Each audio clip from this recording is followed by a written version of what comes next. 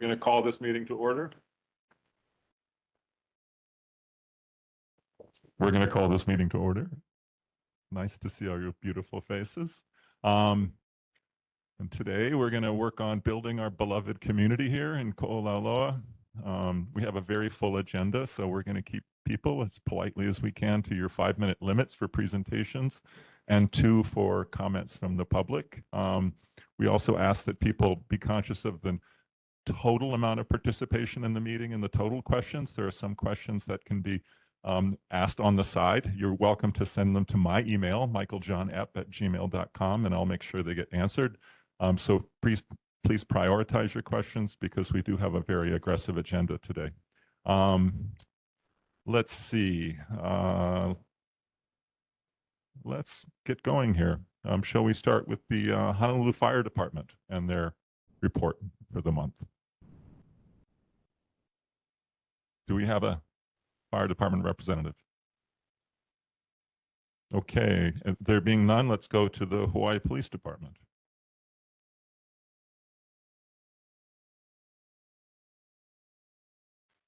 There being done, not here, let's go to the United States Army. Well, we are sailing through this agenda. Let's start with our government reports. Is Kat here? Okay, we're looking forward to hearing from you. By the way, I would like to get the reading of the board and the sense maybe we can do this with a different format. Maybe not now, but maybe the January meeting. I'd like to suggest that we have our government representatives be a panel and all present in succession and then open it up to the public, since so many of the questions are repeated from person to person, and so the public can then identify who they are addressing their questions to, and people on the panel can chime in as necessary. Does that sound like a good format? Shall we do that today? All right. Awesome. So let's do our government representatives. Please keep note of all your questions, and then we can have a nice, good discussion at the end. So let's start with Kat. Good evening, everybody. So I have 3 updates from 3 highlights from Mayor's newsletter. First, Skyline Segment 2 opens for service, adding 5 miles and 4 new stations, including Pearl Harbor and the Daniel K. Inouye International Airport. Second, the city's Early Education Center relocates as multi-year repairs begin for the municipal parking structure. And third, new sewer rates go into effect January 1, 2026 for Oahu residents. The November 2025 edition of the Mayor's newsletter can be found online, and I will drop a link in the chat. The Royal Hawaiian Band is holding a free concert. Join us on Friday, November 28th for the Royal Hawaiian Band's Kalikimaka Ho'omau at the Neil S. Blaisdell Concert Hall at 7 p.m. This non-ticketed event is free and open to the public. Doors to the Blaisdell Concert Hall will open at 6 p.m. Seating is on a first-come, first-served basis. The concert features a lineup of acclaimed Hawaii artists, including Grammy-nominated 21-time Na Hoku Hanohano Award winner Henry Kapono, 2-time Grammy nominee and multiple Na Hoku Hanohano Award recipient Raitia Home, the Kamehameha School's Children's Chorus, and other special guests. And I'll drop more information to this in the chat. But that same night, the city is going to illuminate Thomas Square Park for concert goers to enjoy before and after the performance. The Honolulu City Lights will begin the following evening on November 29th with the traditional tree lighting ceremony at Honolulu Hale, followed by the Public Workers Electric Light Parade down King Street. Let's see. And the mayor's office is announcing a new system for electronic press releases. The city and county of Honolulu has updated the press release distribution system to make it easier for Oahu residents and members of the public to sign up to get these important updates. As of November 5, subscribers will start receiving press releases in their inbox through the new system. To sign up for the city and county of Honolulu press releases, visit this link that I will drop into the chat. I have 3 departmental questions from last month. I'll report on those now. The first, resident Lane questioned why the mayor's office is not supporting Bill 56. The mayor's office reports, this bill proposes to create more steps as part of the SMA minor permit process. By its definition, it should be a more streamlined process, and we are opposed to further regulations that make government processes slower and less efficient when it's not necessary. The second issue, resident Heath requested for more parking meters to be accessible to the elderly. So DTS says, please refer to the attached brochure for information on how to use the city's single-space parking meters and how to download and use the Park Smarter app. The HPD parking meter maintenance service rotation by area occurs once a week. Each meter is swiped with a diagnostic card and faults are logged in a management system for follow-up action or immediate repair. Regular maintenance also includes physically checking for coin slot jams, card reader faults, and any malfunctions that a customer would experience for every meter service. It is also cleaned to be free of dirt, graffiti, stickers, and bird waste. To report parking meter issues, including jammed coin slots and difficulty with credit card readers to the HPD, please call, and I'll drop a phone number and an email into the chat. Finally, there was a question as to how close to the ocean people are allowed to build homes, and is there a permit required? There is a complaint that a house constructed by HRI across from the Polynesian Cultural Center is being built too close to the ocean. DPP reports as follows. The revised ordinances of Honolulu Chapter 26 establishes shoreline setbacks. The required shoreline setback ranges from 60 to 130 feet, depending upon historical coastal erosion or accretion rates. And then I'll drop a link in the chat to the section reference for more information. SMA permits are required for new dwellings on shoreline lots, and I'll drop a link in the chat. Finally, for more information regarding a certain projector to request an inspection, please provide an address or TMK. So those were the updates from last month. Thank you, Kat. And just a reminder, keep track of your questions, and we're going to ask all the questions that you need to at the end. So let's go to Matt Wire. Chelsea, are you here? Hi everyone, one second. Alrighty, getting my camera started. Okay. Hi everybody. I just wanted to pull a few highlights from our newsletter. So if you haven't already, I definitely want to plug signing up for council members, mailing listserv if you're not already, because we do put out some good resources. Most recently, we had shared some resources in regards to food access. So we had highlighted the Hawaii Relief Program that is being sort of spearheaded by the state. We continue to plug Aloha United Way's hotline, as well as the wonderful resources that exist on their website. And then we also plugged Hawaii Food Bank's Food Assistance Finder, which is a really great map that folks can use. And it's sort of a live map too. I think things have been continuing to be added on to their lists and maps. So if you haven't already, those are great resources if you have been impacted by the recent federal shutdown. We also wanted to highlight we will have an upcoming talk story with Councilmember Wire in Laie that is going to be happening December 10th.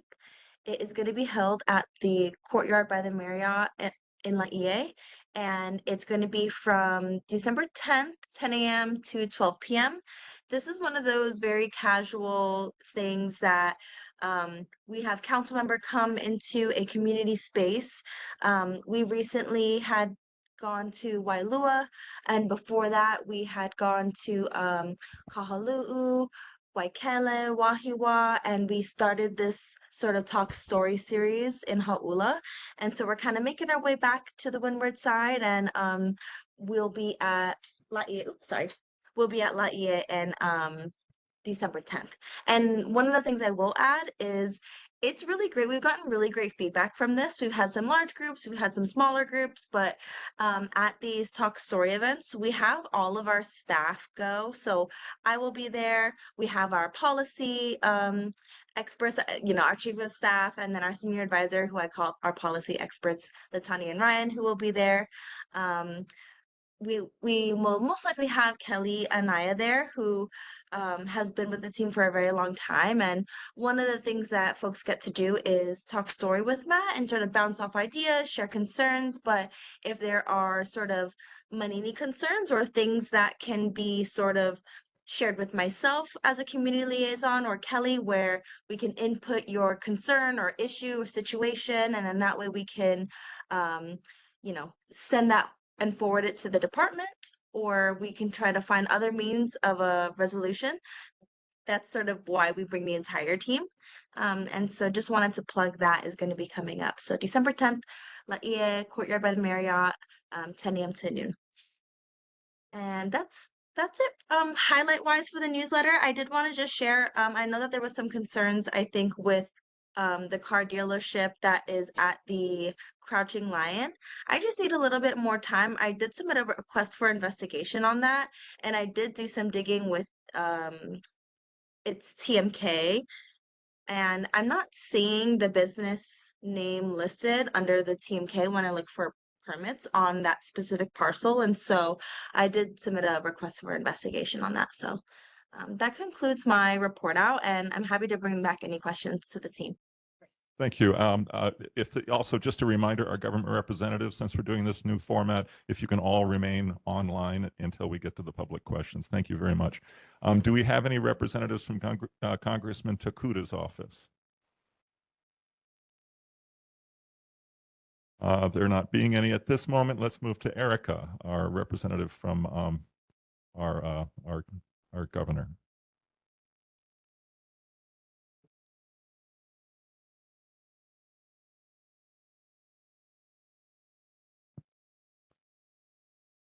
Good evening, everyone. So I do have kind of a longer update because there are quite a few questions from last month.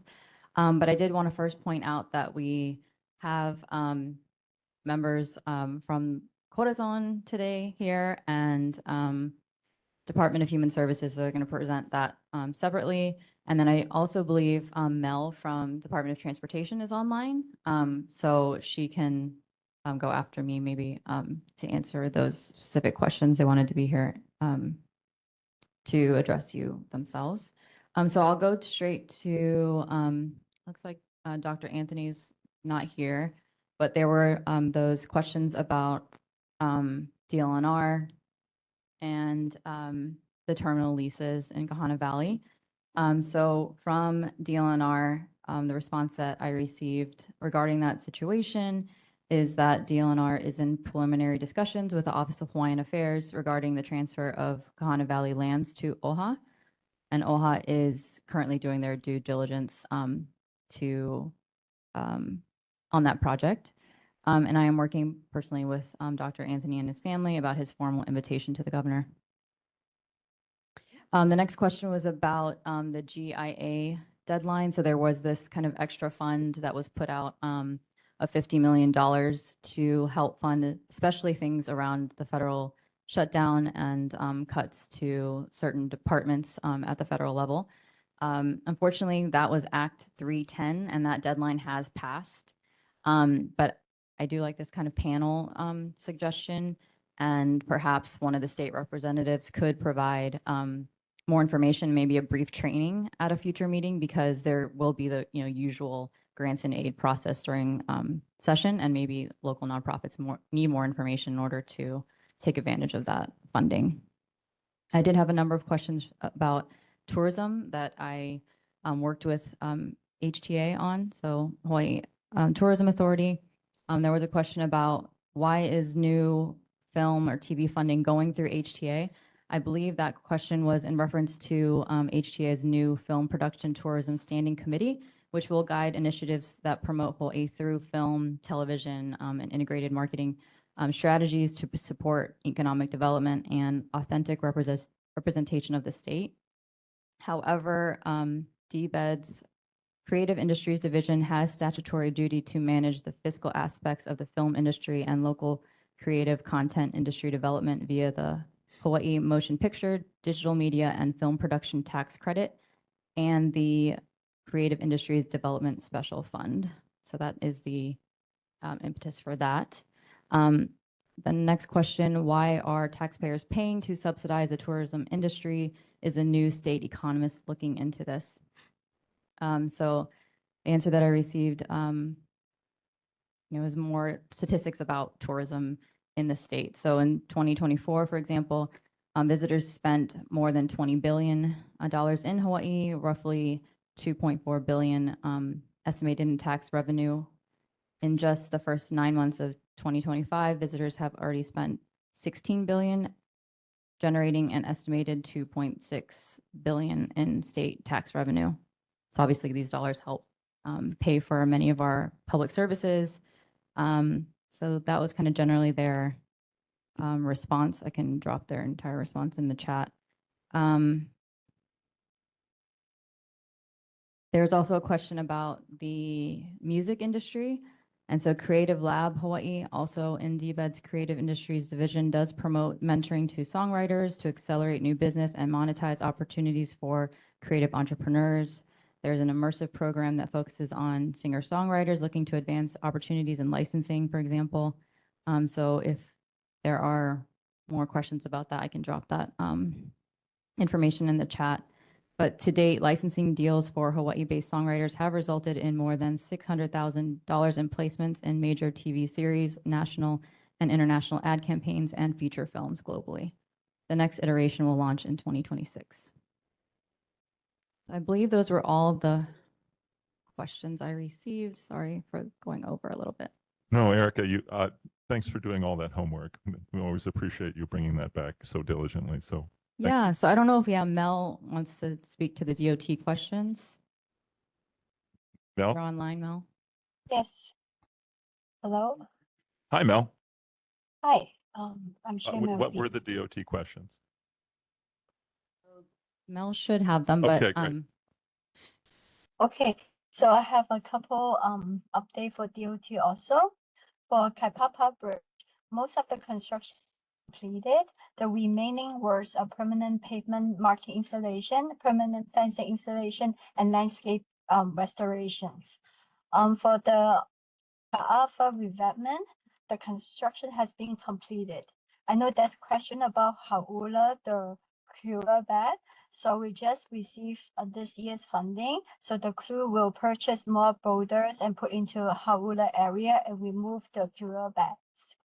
For the bridge project that in design, we have Waipilo Bridge. It will have a 6 feet 8 inches protected pedestrian walkway. The project is ready to advertise in spring 2027. Construction will be in summer 2027. Another bridge project in design is Kaluanui Bridge. It is a rehabilitation only project, so it does not have a protected pedestrian walkway. This project is ready to advertise in December 2026. That's my update. Thank you, Mel. Appreciate it. Okay, let's see. Going on, do we have any representative from Senator Awa on the line? Hi, good evening, everyone. Can you hear me? Yes, hi, Elizabeth. Hi, good evening, Chair, board members, and members of the community. Thank you, Mel and Erica, for those updates also from the state side.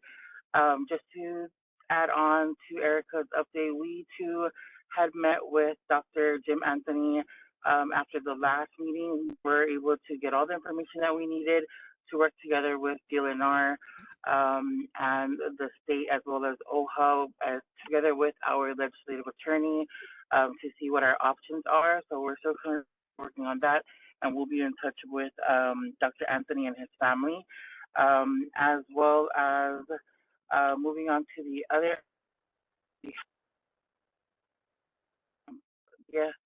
sirens, the emergency sirens. We've had a number of issues and complaints and concerns about the emergency sirens over in olauloa, specifically the Punaluu Beach Park siren 0A422. We were able to get in touch with Haima together with DAGS. The last update that we had was that they needed to replace a part, which ended up being cheaper to just replace the entire thing. After the latest update that we received from them this week was that they are currently doing in-house contracting. The contractor is out actively fixing the siren.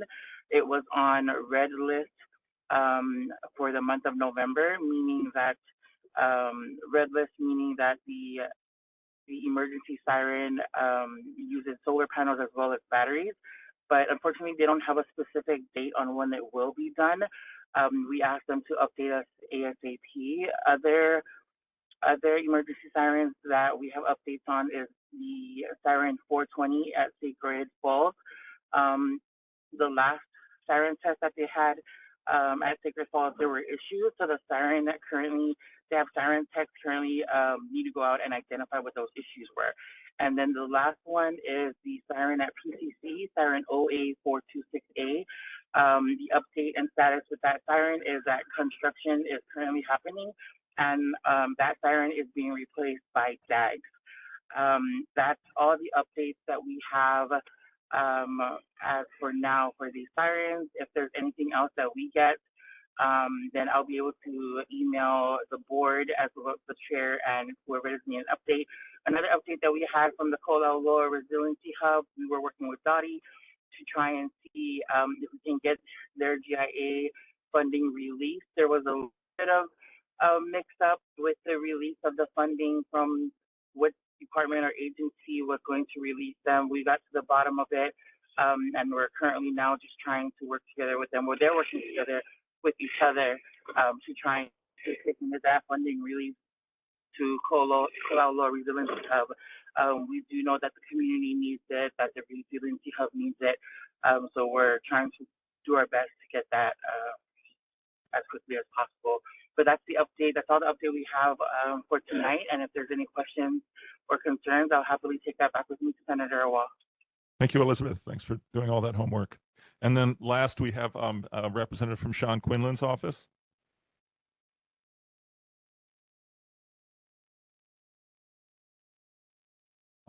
There being none, let's open it up to the board. Any questions that you have for any of our government representatives?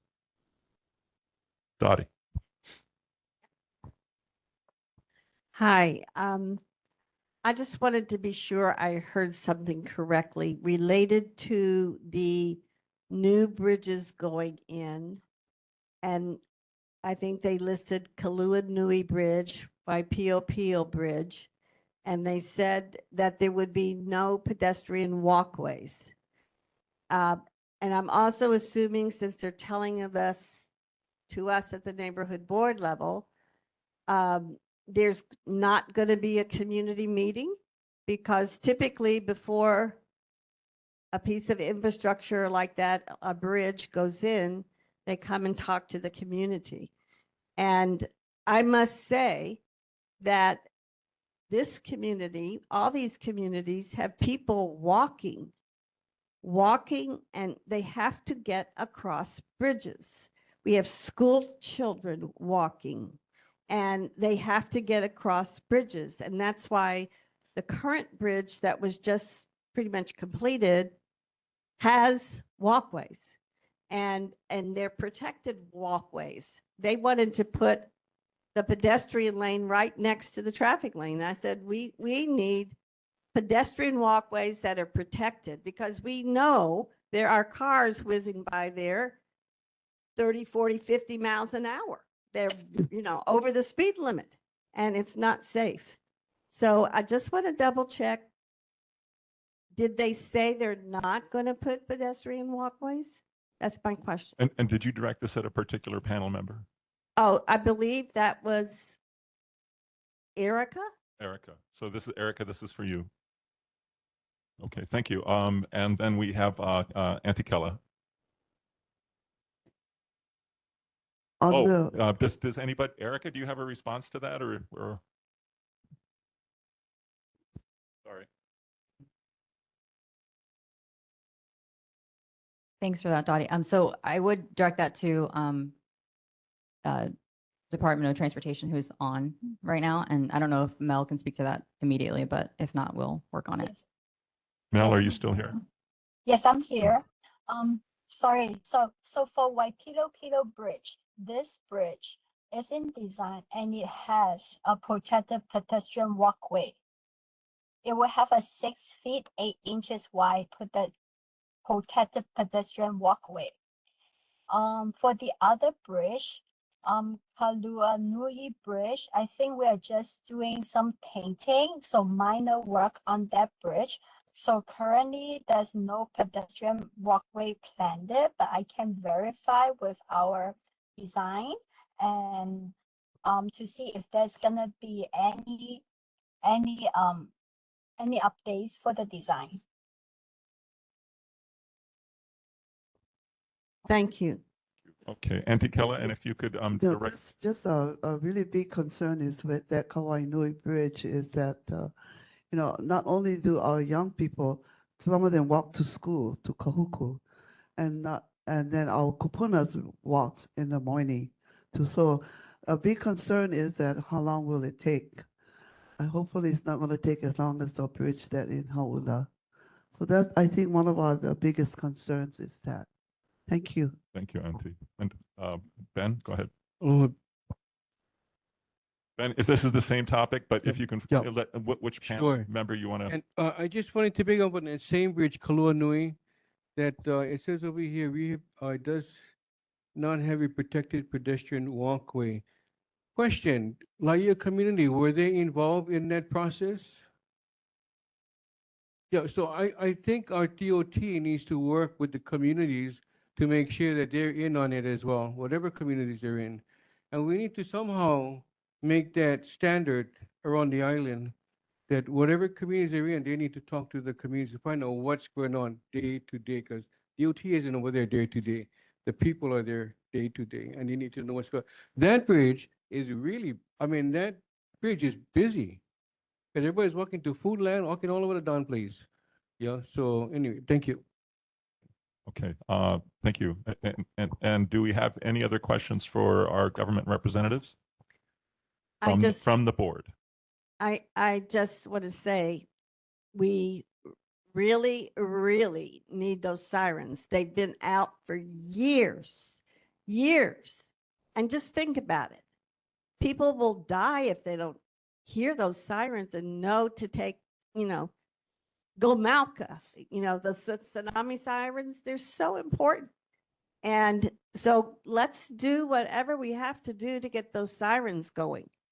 We're going to have big lawsuits if those sirens aren't going. Thank you. Are you asking any of our representatives to respond back to this next meeting? Well, we'd like reports on these sirens every meeting. If they're not being put in yet, we want to know why. So which representatives are we asking? We're asking Elizabeth and. That's Okay. Senator Wa's office, and I Okay. know they're working really hard on this, but listen, gang, we've been sitting on this board for many years, and those sirens have not been on.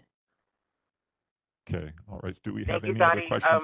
Go ahead, will be- Elizabeth. Sorry. You know what? I'm going to talk with Senator Wall. We're going to try and see if we can have someone from Haima and possibly DAGS if needed at the next meeting to report on the sirens, on the status with the sirens. Yeah, Elizabeth, thank you. I think it's Haima, right? That's Yes. yeah. For the Haima. most part, yeah. Haima needs to come over here and explain this. Got it. We'll work on that. Thank you. Do we have any other questions from our board members? Go ahead, Ben. Sure, this is for the DOT and the governor's office.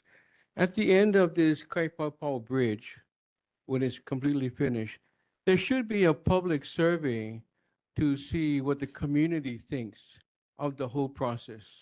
Yeah, and I think every community should be able to qualify what they believe is going right and what is going wrong and what should be better. And I think because our taxpayers are frustrated, the roads are junk, humps all over the place, as well as holes in the ground.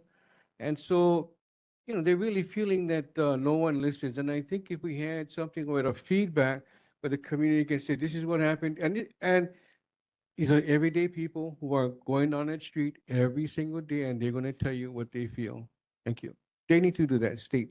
Thank you. So Erica and Mel, what's the process for assessing community satisfaction after these jobs? Yeah, thank you. Any other questions from the board? Margaret?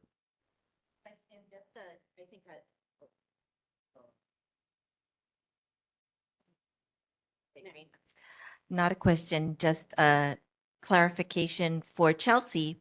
The cars at Crouching Lion, it's my understanding, it's not a dealership. It is a personal collection of the owner, and he displays the cars. So whoever was That's concerned, helpful. so whoever was concerned about there being a car dealership there, it's my understanding that it's not. Okay. Thank you. Okay, any other questions from the board for our government representatives? Okay, let's go to the public. And Casey, do you want to ask your question directly about the blade throw? And please be sure to direct it to the particular representatives. Sorry, I'm not sure my sound is working well. Thank you. It's fine. yeah, We can hear you. Oh, okay, good. There, just last week there was a blade throw of a failure of a wind turbine in Massachusetts, and it was thrown several hundred yards. I forgot. I put the exact, and it was many tons. Thankfully, it went into a cranberry bog and missed the houses and the road. I didn't know if we still hadn't gotten information on what the blade throw of the huge monster turbines that are quite a bit larger are in Kahuku, and if the community's safe. And Casey, did you indicate who those questions are directed to specifically? I think I don't want to repeat them, so I would say most of our representatives have something to do with it. The governor, the state, and the city. So who among our government representatives can speak to this? The next meeting or? Okay, Erica. Erica, you get an A. Thank you. Thank you, Erica. Mahalo. Okay, and then Casey, you have another question here. Do you want to address that one too? Oh, sorry. As many of you As many of you know, sadly, there's a pedestrian death in Kahuku. Is there any review, and maybe this is to Mel, of the lighting along Cam Highway, especially at key walkways? Is there good lighting, for instance, at where people cross in Cam Highway in Kahuku up to the hospital? And the secondly was years ago, we used to get from Walk Wise, and they were affiliated, again, this is probably from Mel, with the Hawaii Department of Transportation. They would give us little flashing lights and reflector black bands that we could give out to community members and houseless that walk at night. Is HDOT still supporting this or not? Are we Walk Wise and this kind of program, or are they just spending money on speed bumps? So what other things are done to protect pedestrians, especially in our rural area when it's so dark? Mahalo. Okay, Eric and Mel, are you able to address that now, or is that for our next meeting? I can talk to our office about Walkwise because we know that we have previously worked with them, but I gotta check with other office to see if they have anything that can give to the community. Okay, thank you, Mel. And also we'll check on the lighting. Thank you. Catherine Heath has her hand up. Do you have a question, Catherine? I have several questions. I'm trying to delineate per this new format, which I find a tad confusing. My first one is to Erica in regards to the very nice politically worded response about the funding of tourism. I appreciate that tourism brings in a lot of tax dollar. How also it also degrades the delicate ecological balance of the islands. So why can't we hear more about alternatives to tourism receiving like funding to perhaps guard this balance, which would be in line with the lawsuit that the youth put out there about the land and all. I forget the name of the young individuals who sued for this, that we weren't really looking after their ecological benefits in the future. I'm tired of hearing about how much it brings in and not about how much damage it does. For the DOT, I believe this goes to Mel. I'd like to remind you that last time we had a major new bridge and we failed to bless it initially, we lost 4 youth. When will there be a blessing on this new bridge? Another one for the DOT. It's very nice you did some resurfacing around the new bridge, but you still have neglected the rumble strips that have been there for 15 years or so, which were dug into new pavements for water lines. There's 8 of them as you head towards Laie, and they certainly did not benefit any in their depth or their condition. So when will that be resurfaced?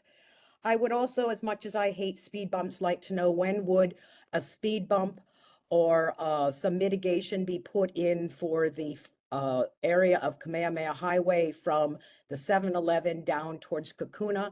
There were two real good hard accidents, hits that occurred just within the last 2.5 weeks at that area. Repeatedly, we've asked, why is there not one at the 7-Eleven, something to slow the traffic down there? Why is this being continually ignored? And thank you for the updates on the 3-man rocks. It would be nice to see something besides the hairnets and those signs. I think those are my questions. I have to say, I don't find this new format user-friendly. It's kind of it's a hodgepodge, but thank you for trying. Well, yeah, and thank you everyone's patience. I think we may try this again in January. I think it's kind of figuring it out. My understanding is other boards have done this and it works smoothly, but I'm sure I haven't mastered it yet, and the rest of the board is still working on it. So, I appreciate everyone's patience. It's hard to know who to direct it to because you go forward and then you go back and forth and different people answering the same things. It's confusing, at least from an online presence. I understand that. Thank you, Catherine. So we have another online question. Oh, Evelyn. Evelyn, what is your Mike, question? are my questions not going to be answered by Mel? I'm sorry. I thought they were. I asked some Erica? very specific questions. I asked about Oh, the no, why my could we not apologies, have Catherine. ecological expenditure? What about the resurfacing of the rumble strips? When is there going to be a blessing of the new bridge? And when will we maybe have something to help mitigate the very dangerous section between 7-Eleven and Kakuna Road? My bad, Catherine. I just assumed Eric and Mel would take it as homework and report next Well, time. you but had everybody maybe they else's can questions maybe get they answered. can respond now. Go ahead. Oh, I will check with my leadership about the blessing of the new bridge and also when the road will be resurfaced with the rumble strip. And I will go back to check about I can talk to my my administration about potential speed bump at the 7-Eleven by Kahuna Road. Yeah, sorry, I don't have the answer right now, but I wrote it down and we'll get back to you guys.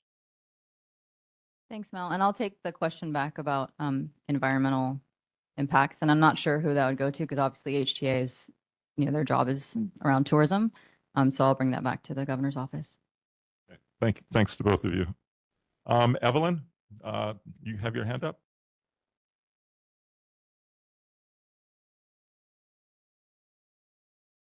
Evelyn, are you there? Okay. Okay.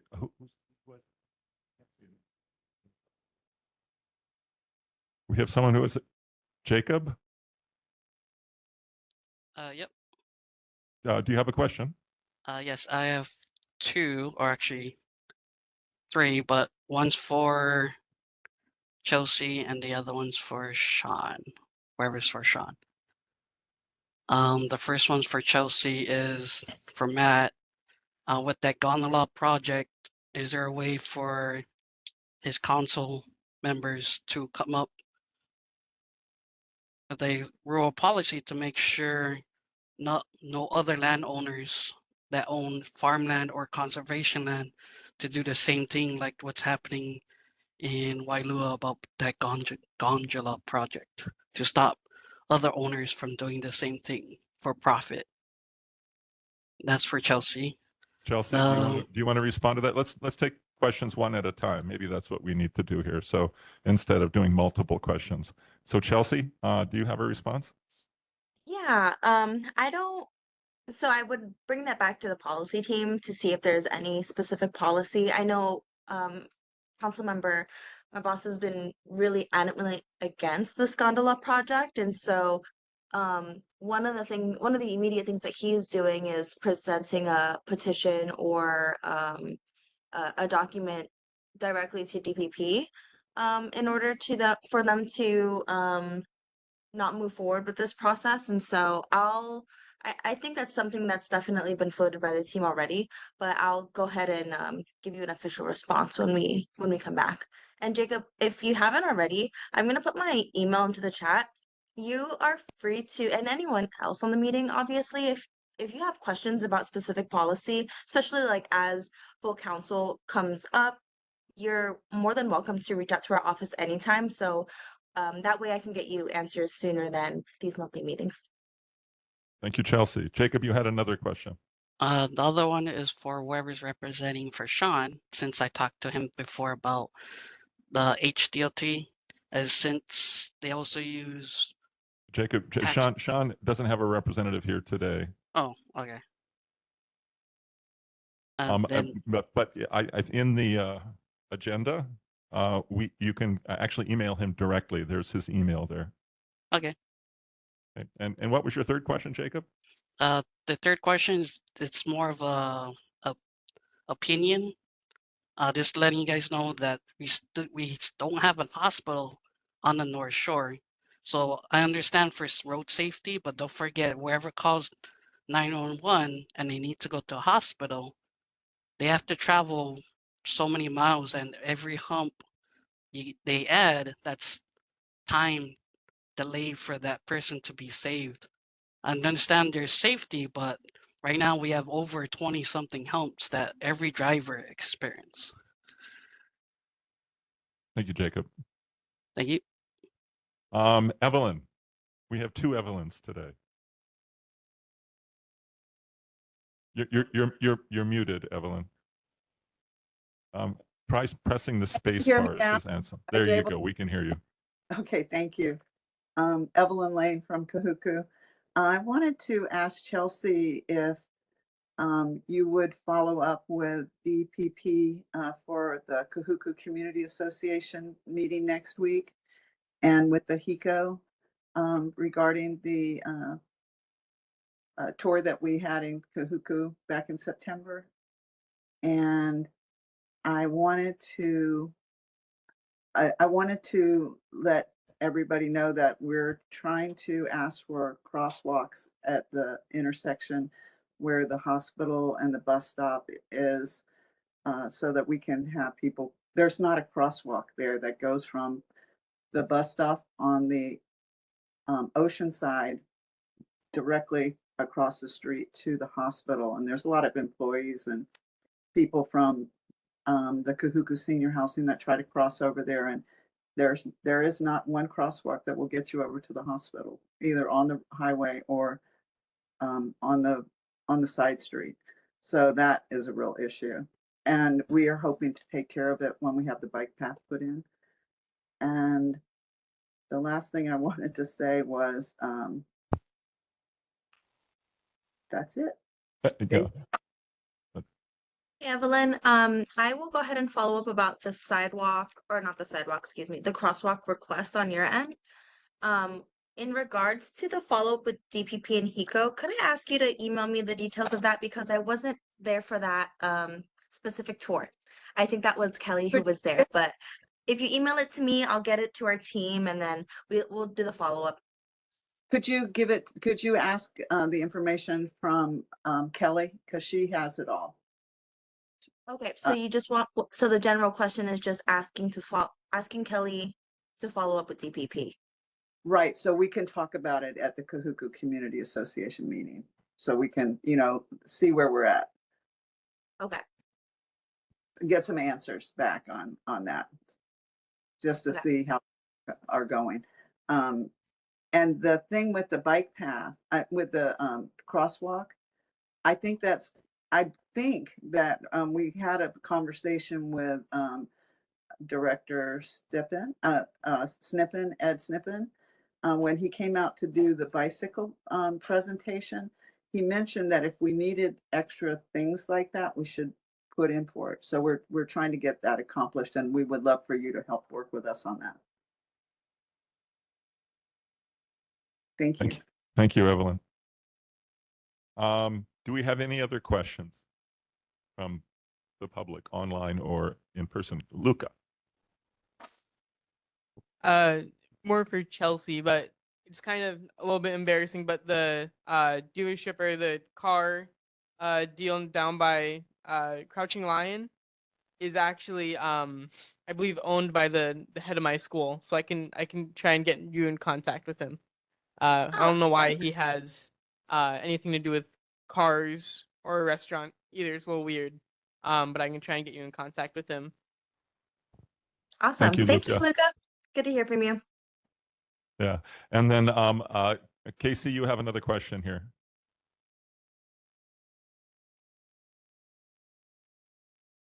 Casey O'Connor. Okay. So do we have any other questions for our representatives? Thank you, everyone, for being patient as we experiment with a new format. I will try one more time, and then we'll have a discussion whether we want to keep it. I want to apologize to the fire department for keeping you folks waiting. We were trying a new format, and so we're looking forward to hearing from you now.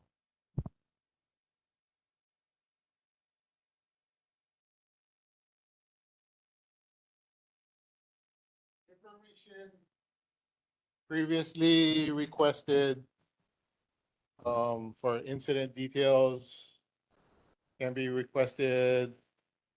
Request for incident reports for a specific incident may be made online at fire.honolulu.gov/requests-for-information/. Recent incidents may be still under investigation, so it might not be up yet. The statistics for October 2025, there was 1 structure fire, no wildland or brush fires, 1 nuisance fire, no cooking fires, 1 activated alarm, and no fire. Emergencies, there are 50 medical emergencies, no motor vehicle collisions with pedestrians, 5 motor vehicle collisions, 1 mountain rescue, 3 ocean rescues, and 1 hazardous material incident. The fire safety tip is cooking safety. Food has a unique way of bringing family and friends together, especially during the holidays. Cooking can be relaxing activity. However, it is important to be aware that cooking fires are the leading cause of home fires and home injuries. By following a few safety tips, you can prevent these dangerous situations. Stay alert while cooking. If you're sleepy or have consumed alcohol, and avoid using the stovetop or stove. Always stay in the kitchen while cooking. Never leave the stove and heated appliances unattended. Use a timer to remind yourself to check on your food regularly. Keep combustible items like oven mitts, wooden utensils, food packaging, and towels away from your stovetop. Keep children and pets at least 3 feet away from cooking areas. That's it. Thank you. Do we have any questions for our fire department? All right, we really appreciate you both. Thank you. Thank you. So let's move on to our presentations. Let's start out with Luca, update from the Hawaii Youth Transportation Council, their package of legislative priorities. Aloha. Hawaii, Luca Kinaberti, Hawaii Youth Transportation Council member for the North Shore of Oahu. I'm also the Policy and Legislation Chair. I don't know if I can share the prezo. It's not working right now. You can do it? Okay, thank you. So very recently we had finished or gotten through our 2026 legislative package. This is everything from free transit for youth to tax credits and EV related bills. That is the main thing I'm going to present on. Is I just want some feedback from you guys. Everything here is just drafted up. Nothing is final just yet. So we have So we have 5 bills, 3 from HDOT and 2 from Earth Justice. We have Keiki Ride for You, which is free transit for youth aged 0 to 18. An SAF tax credit or sustainable aviation fuel tax credit. We also have a clean fuel standards bill, which is more of just a resolution. It's not really too much in there. Earth Justice, we have clean vehicle incentive, and then also an EV charger rebate. Take Your Ride free, free transit for youth. This here to replace the DOE Express bus pass. It's more flexible and have a lot less restrictions. It could also provide more funding for some of the county transit agencies as well, because we're alleviating the funding need for them. Next slide, please. SEF tax credit. This is, I was able to meet with Par Hawaii in October, early November. This is kind of, they're doing more with renewables. This is one of the ways we're trying to, with the energy security and waste reduction proposal, for getting towards renewables. This is just a tax credit that we can do to bring the cost of sustainable aviation fuel down to meet the same price as regular aviation fuel. Just because we want Hawaiian and a lot of the other aviation airlines to be using SAF instead of more emitting fuels. And then clean fuel standards, it's more doesn't have much behind it. It's just stating that we want more regulation and standards for fuel. And then moving on to Earth Justice Clean Vehicle Incentive. This is also like a fee bait. So basically we're going to be charging a fee on internal combustion engine vehicles above a certain threshold. This is just tentative. We can change the numbers later. And then the money that we get from that fee for the ICE vehicles, we're gonna put into clean vehicles like EVs. So it doesn't actually need any money from taxpayers or from the budget. It's just fueling itself basically. And then our last one, expanding funding for EV chargers. This is also existing funding that we're just tapping on. This is nothing new. This would create no more. It's coming from the barrel tax. We're only using 35 cents of it right now. In total of the barrel tax, we just want to raise that a bit more specifically for EV rebates. Or EV charging rebates. And then the last one is the Priority Multimodal Network. There will be a meeting held on October 17th around, I think it's 6:30 to 7 p.m. or something, or 6:30 to 8 p.m., I believe. And this is showing like the new improvements both for PED, bike, and also transit. I believe I looked, there's no transit really happening for olauloa. For PED and bike, there's the Kahuku bike share path. I didn't really see much else. So yeah, I can answer any questions you guys have. Thank you, Luca. Do we have any questions for Luca? Okay, Ben, go ahead. Just one question. If you folks are going for the more energy efficient fuel for the airlines, why are they not going for it? Yeah. The main reason behind that is we really want them to be incentivized for it. And you have any large company that they're paying out of pocket for a more expensive material, they're not really going to be willing to do it, especially since there's existing on Oahu, there's zero SAF currently. Par Hawaii is opening their new renewables refinery in early January, but this is just to get the ball rolling. It'll be phased out after a couple years. Thank you, Luca. Did we have another question from a board member, Uila? Just a clarification. So the legislation that you shared, is this proposed legislation or it's already been approved? It's proposed. It's still in the draft phase. Anything can change. Yeah. Okay, thank you. And any other questions for board members? We have a question from Evelyn online. Hi, Luca. Thank you for your work and your efforts. I really appreciate it. I saw your, I was at the Youth Summit, Climate Summit at the Capitol, and I put on the big piece of paper that you all asked people to sign up that you guys should have free bus passes for youth. And absolutely, they shouldn't be any more expensive than a senior bus pass or a disabled bus pass.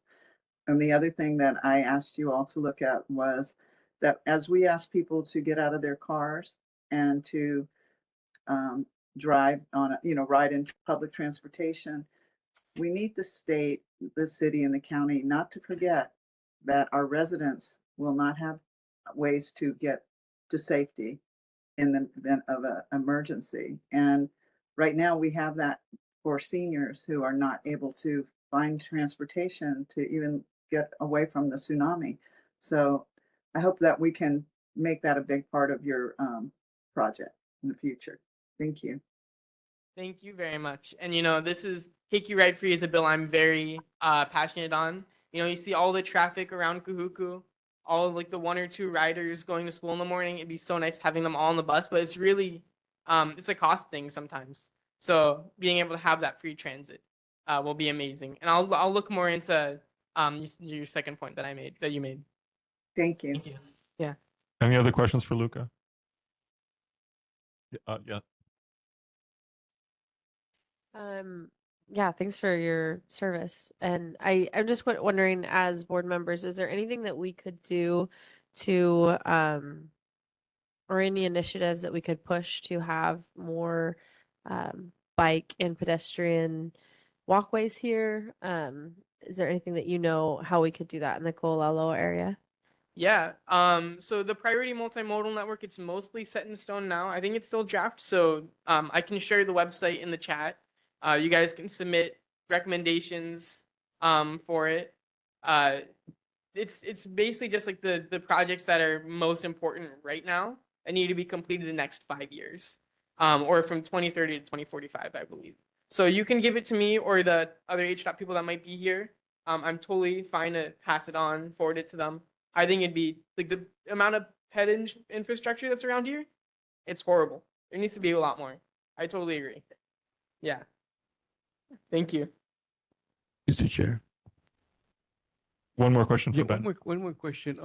Since you folks have a legislative package, why is there no legislative package so that we can fix the roads right around the island where the tourists are coming right around anyway? And that's like a quality of life and a quality of visit when they come around the island. We when we visit to the mainland or outer islands, we love their highways more than we love ours. And so I wanted to know, how do we push that becomes like a priority? We need to make sure and what the materials that they're using. Some people must be using something different, because after every rain, we're losing asphalt already. So something is definitely wrong. Yeah. Yeah.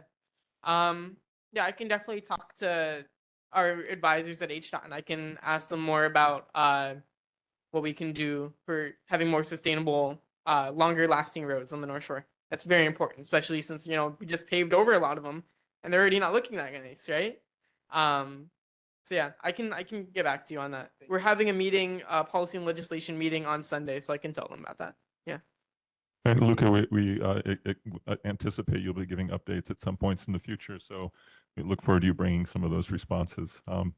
I'd like to go on in the agenda with everyone's permission. Luca, go ahead.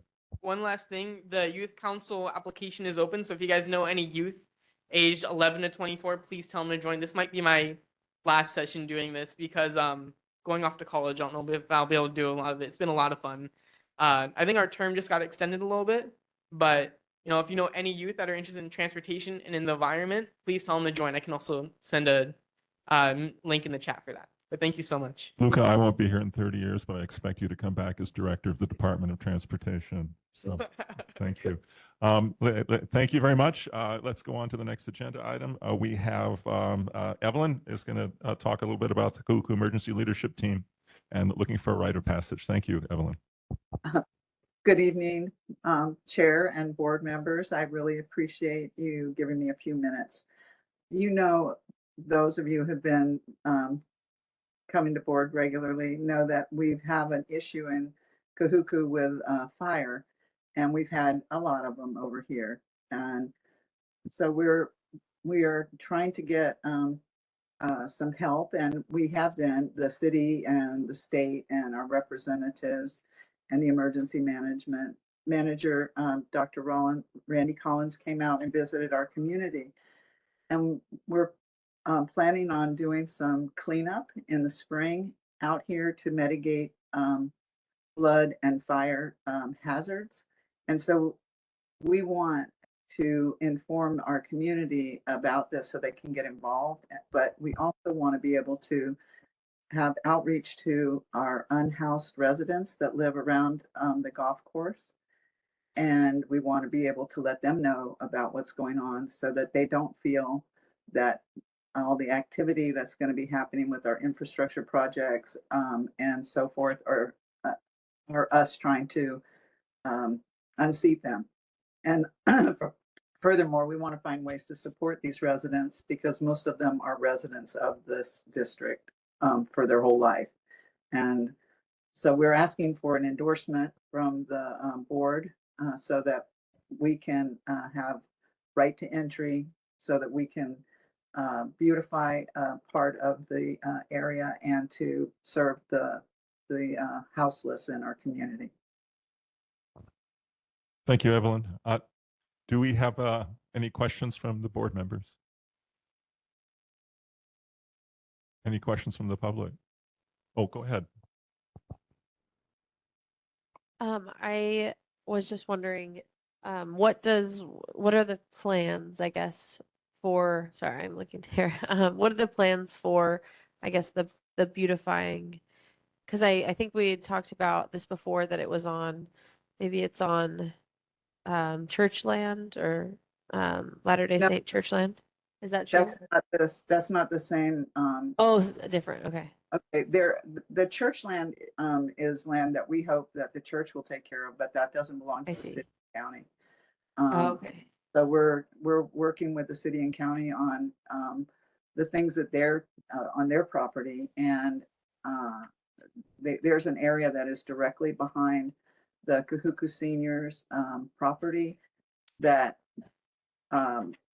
intersects with the golf course undeveloped area that they don't use for golf.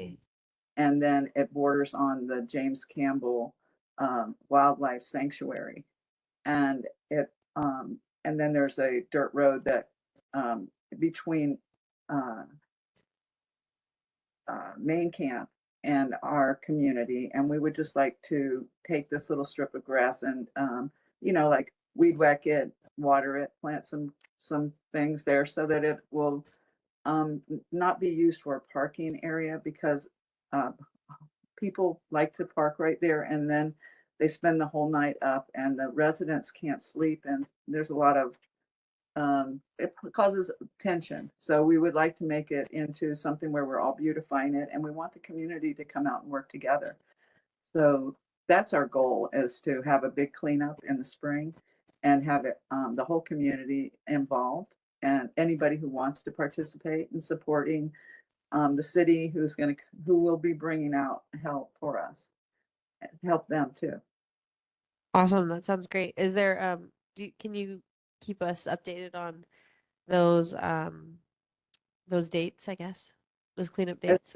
As soon as I have them, I'm going to be coming to share them. I really want to use our mitigating hazards as a opportunity to bond our community.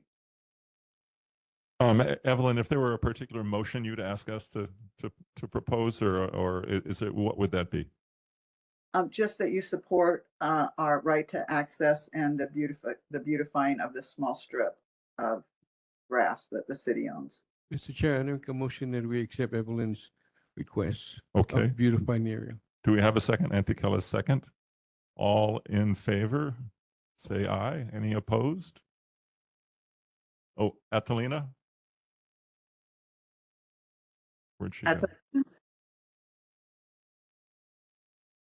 Oh, she has a Sorry, question. I am for. Do you hear me? Thank you, Atalina. Sure.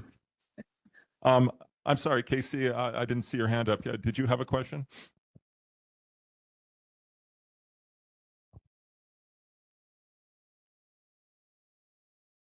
Okay. She wrote it in the chat. Hello, Is- Evelyn. Is HHHRC still the only designated, is the designated homeless outreach organization for Olauloa? Are they working with you? Are they coming out to Kahuku and doing regular outreach with the homeless there or not? Or Sorry, are I they can't just answer coming that. out? HHHRC is no longer They no Thank you. longer have the contract for olauloa. Do you know who does? And are they coming to IHS. Kahuku? Mahalo. I think IHS has a worker named Kalani that comes out occasionally. So what our plans were is to work with Cynthia Channels, who does a lot of outreach with the homeless in the Hauula area. And with her experience and others at the community center in Hauula, including, I'm hoping that we can all work together so that we can form an outreach program that would be, community based, because this is, out in the, around the golf course. And I thought that we had outreach workers, but I haven't seen a lot of it. And I'm kind of new to this, and I've been working at it from the emergency management approach. And I want to work with all the organizations, but we want to do this in the most constructive and inclusive way with our community, from nonprofits to working with the residents that are living on the property. Thank you, Evelyn. Thank I'd like to move on with our agenda, if that's okay. We don't have any other. Okay, we have one other question here. Can you hand? Hello. Hi. Can you state your name, please? My name is Cynthia Channels. I'm from Olauloa, nonprofit. I've been working with Evelyn on this, and you guys might be shocked, but there's 30 men that are in there and 6 women just in the Kahuku area. On Sunday, we had a young man that wanted to feed the homeless, and we went over there and we couldn't get to where they were. So I had my aunt put all the stuff inside, what is that? One of those things that she can wheel, and she went with another homeless and fed them. Just this week, we got 6 of them their ID. We're putting them on MedQuest and food stamps. Nice. So we're starting to work with Kahuku. I've been working with Hauula and still working with Hauula, also working with Punalu'u to try to help all the homeless on our area. So I love the idea that Evelyn does not want to, just kick them out. She wants to find a solution. So I'm also going to have a dinner next week with the ones in Kahuku.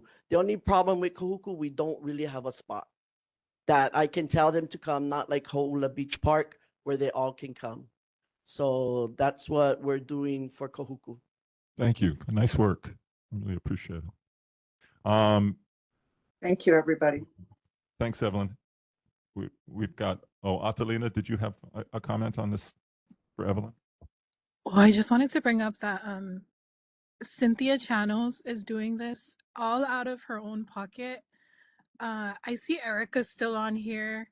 So I was wondering if there's anything that can be done where IHS, who has a contract to take care of our houseless population, can help Cynthia, or if they can partner.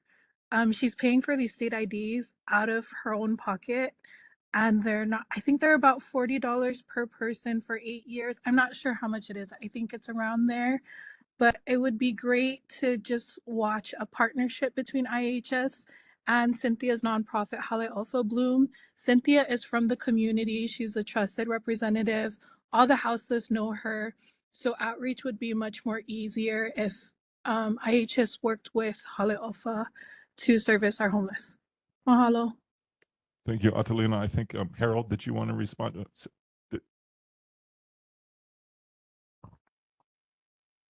So Harold, if you could introduce yourself. Harold Brecking, Homeless Programs Administrator for the state of Hawaii. So this is perfect. Actually, I really appreciate the conversation. What I'd like to do, and I made note, is I want to circle back, talk to Evelyn and Cynthia, and help them connect to our contracted outreach provider, which is IHS that was mentioned. there's other outreach providers on the island of Oahu, but specifically out here for IHS and connecting them with our contracted provider and seeing how we can help support these efforts. Thank you, Harold. And I think you had one more thing you wanted to comment on. I also get help from Dottie, the community service, with when we can connect to get the letter, then we don't have to pay. But a lot of times with the homeless, I can't make them wait. Yeah, and everybody's busy and stuff like that. So we just pay for it just so we can get them moving. But Dottie has really helped with the letter that they can get it for free. Thank you. Oh, that was Cynthia who was speaking. Sorry. So do we have any other questions? Okay, so let's move on to the next agenda item. It's really good discussion, and thank you everyone for their good work on this and their concern. Ben, go ahead. Did we vote on that? I'm sorry? Did we vote on that motion? Yes, we did. Yes, we did. Yeah, we supported it. So, and the man was Harold from the homeless office. Casey was asking, who was just speaking. Okay, so let's go on to our agenda. A presentation on Hauula Family Assessment Center by Corazon Hawaii. We have Sonia here, Executive Director of Corazon, and we have Harold, I think, is going to support her in this.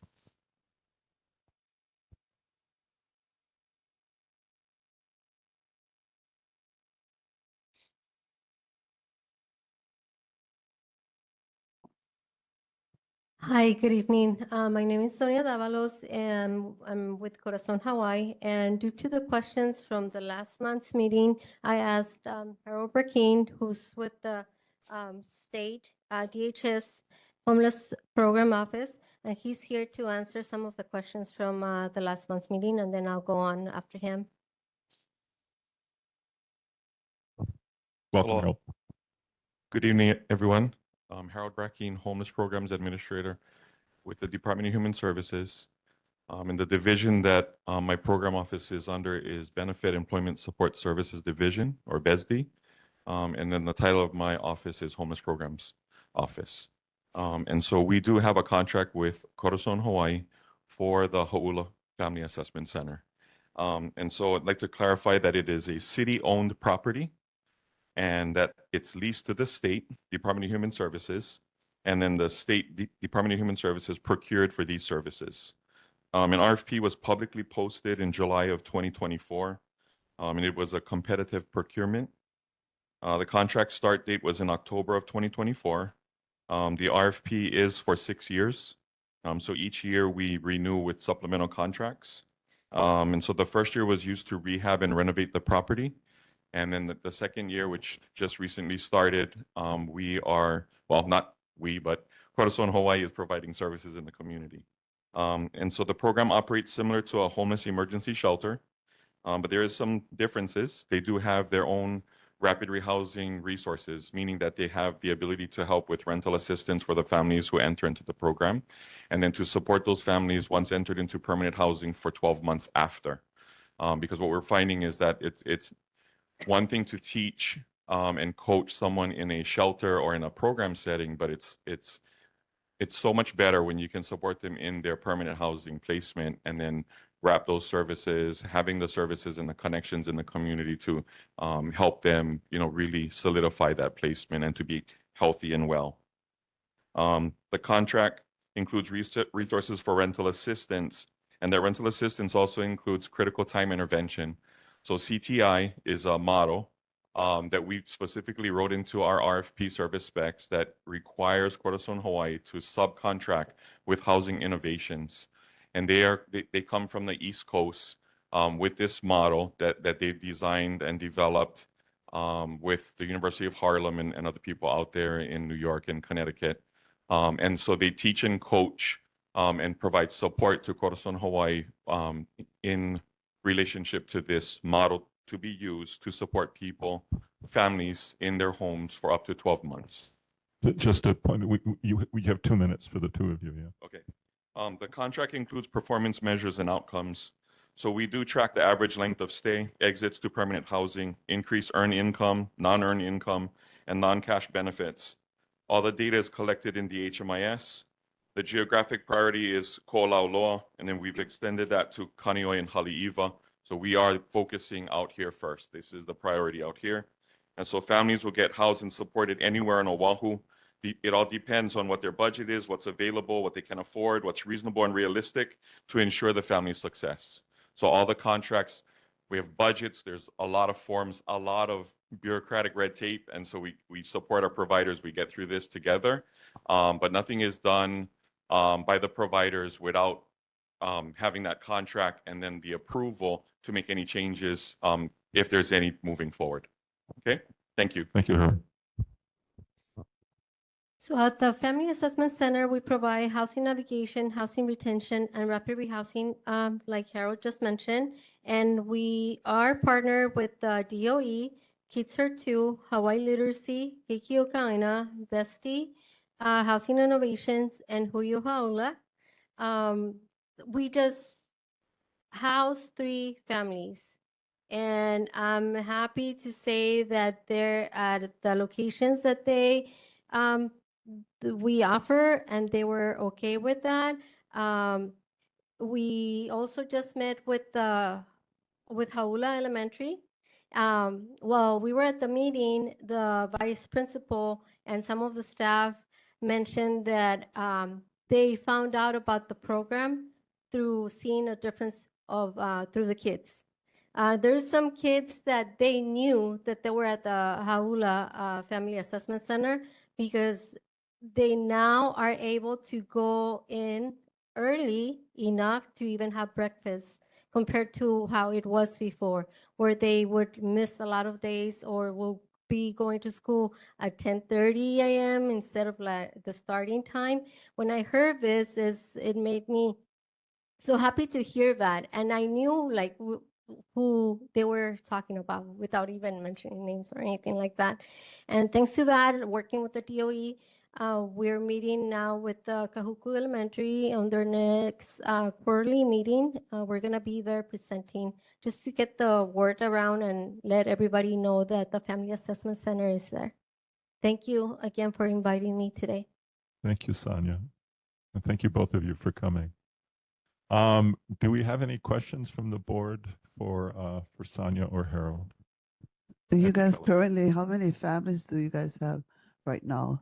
So we now have been serving 7 families because we housed 3 families and we got another 2 right after. And we have 1 vacant unit, which we most likely have an assessment and an intake set up for Monday.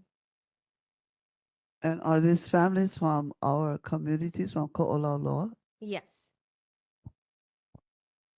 Okay, thank you. Do we have any other questions from the board for Sonia or Harold?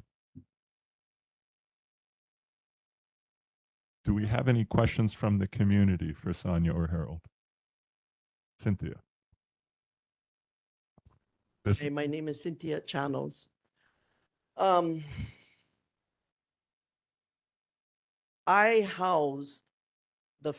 I sent my families who were living on the beach to this program. Mm-hmm. I am not happy with the program. One is because I didn't feel that the families that I worked with, like for years, not just for a couple months or anything, for years, that you guys kept saying that you're gonna have wraparound services. What is the wraparound services? Is it mental health? Because coming from the beach, you're either coming with mental health or you're coming with drug problems or abuse or something major. I know my families that are in there, and you said that you got more families in there. There is a family right now in Honolulu, and he's been calling you guys from the beginning when this program started. 2 families. One is a single dad, and the other one is a girlfriend or boyfriend she's pregnant, and they have 2 kids together. They live 2 feet away from the highway in Punaluu. Nobody has contacted them, called them back or nothing. And I know this because they come to me and they ask me for help. After I got the people that you guys wanted and I did everything you guys just shut me out. I don't understand why you guys did that, but you guys just totally shut me out. Brian and Perlinda came to my house, grabbed stuff. I met with you guys. You called me personally and told me to help you guys, and I did. After that, I didn't hear nothing because you guys got my families in there. I believe that you're here to help us and stuff, but I also believe that it should be our community first. And whoever did the assessment should have known that we don't have that many in our community that have kids. And that's all you guys can do. There's 30 men plus out in Kahuku. You know what I mean? I want them to get the help, but when you guys just shut me off, didn't want a meeting with me or nothing, and we know the community. Me, Dottie, you guys should be wanting to pick our brains and ask us questions about our homeless and about our community. But you guys didn't do that. You guys just shut me out and that was it. Okay, Cynthia, well, the Family Assessment Center, it's only for families, and I can only house 5 families at a time, unfortunately. Or sometimes if there's single moms or single dads with kids under 8, I could house 3 at a time in one of the units. But unfortunately, I can only house 5. As far as like getting a hold of me, you have my number. And the wraparound services that we provide is connecting the families to mental health or to substance use. But we cannot force the families to attend. If a family is not willing to be connected to mental health, I cannot force them. Or to substance, I cannot force them. In addition to that, it's not Sonia's choice or Corazon Hawaii's choice. This was designed and developed by my office, the state of Hawaii, and we did an assessment. We looked at all of the point in time counts. The numbers are low, but what the resources was available, we can at least start with families out here, knowing that we've never had services out here before in programs. So this is the first.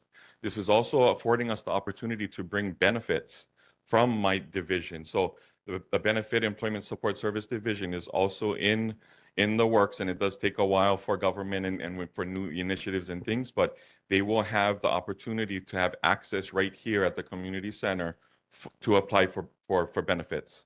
And so we're starting with families, yes, and conversations continue to address the individuals. So we are aware of it, and we do. I mean, if there's opportunities for resources, for facilities and funding and those things, we will be adding to the array of services out here so that we can do even more for the community. Go ahead, Elaine. First off, I'm so grateful for what you guys are doing. It's so needed out here. And like you said, it's the first. There's a lot of, I'm sure there's a lot of trial and error and figuring it all out. I'm wondering if there is, maybe this is something you could do, or maybe there's another organization that could be created that helps kind of that in between of like, you're all full right now, but maybe you could still intake those families and still get them other resources if there's not room yet, until there is room. Maybe like kind of like a wait list, but I don't know if, I don't know if those families are on food stamps yet or have WIC or, So we don't have a waiting list. What I instructed the office to do is if we get any phone calls at the office looking for shelter and if we're at capacity, what we provide them with 211 first, but then there's also another shelter, emergency shelter in town. And if there's families, what they know is to send us over the info. And if they're interested in going to a shelter in town, there's vacancies. And another thing, it's the office that we have that here at the community center, there's staff there that whenever somebody from the community comes and they help them with SNAP benefits and with any other SNAP benefits at the most and gives them, they provide them with extra resources. So you feel like maybe sending them here Here. would be more productive to help them get those. Okay, awesome. Thank you. In addition, Mike, sorry. Go ahead. Eric. In addition to what Sonia described, the homeless service system isn't something so easily to grasp at times because there's so much involved. And we have the federal government with Department of Housing and Urban Development. We have the state of Hawaii. We have city and county. We have private funding. So we have different funders. And so what that concerted effort looks like in the community is our local COC, Continuum of Care, and that's Partners in Care for Oahu. And what that group does is brings together all of the different resources to serve communities across our island. And then there's another local COC for the neighbor islands. And so this is just one small piece or one program of many other programs. So there's outreach, there's financial assistance programs, there's emergency shelter, transitional shelters. There's various types of programs and services. And then collectively, when you put it all together, that's the continuum of care that you have. So depending on where people are in their journey on that path to wellness, they need different types of services. And so there's different types of services available in the community. So just because we have a physical location out here with the Family Assessment Center, we also have outreach. So that is our contract that was talked about earlier with IHS for outreach out here in this area. So that's a contract out of our office that we contract IHS to provide services out here. We also have rapid rehousing rental assistance outside of these programs that can be accessed. And so we don't have any physical offices here, but the services are still available. And so what I'd like to do is provide information. We have lists, we have descriptions of these services and lists of contact information for them as well. And so I'd like to get that to you folks so that you guys also have those resources. Because just because we don't have an office out here with those services doesn't mean that the services isn't available to these communities. Okay, so I can also do that. Harold, we'll go to Atalina, but I just wanted to make one comment, and this may already be going on, so you can correct me if I'm wrong. But what I am hearing here is a need for a very local coordination and better communication. So I'm seeing Cynthia, I'm seeing Dottie, who's got a piece of it, Evelyn has a piece of it, Sonia has a piece of it, Harold has a piece of it. I'm wondering if there could be a beginning of maybe a little bit of a working group that's very specific to olauloa, so that these relationships could develop and grow and there can be trust and much better coordination. Because I think sometimes when we talk about these resources from an Oahu perspective, the locality of here gets lost, and the richness of these relationships are not really used as the resource that they should be. So what I just want to suggest is maybe there's an opportunity for a working group. I'd be happy to be a part of that or help facilitate that, or somebody else who could do that. But if that's not being done already. I'm open to participate. Okay, all right. Atalina, did you have a question? Or comment? Yes. Hola, hermana Sonia. Mi nombre es Atalina y estoy muy agradecido por usted y por Corazón Hawaii y providing services for our Olauloa houseless communities. I think we have like some major players in the room right now. Cynthia is one of our trusted representatives in our community. She ride or dies for our houseless. And I know you folks have this contract for 6 years, but after those 6 years, Cynthia's still going to be here. And she's one of our aunties and we fully respect her.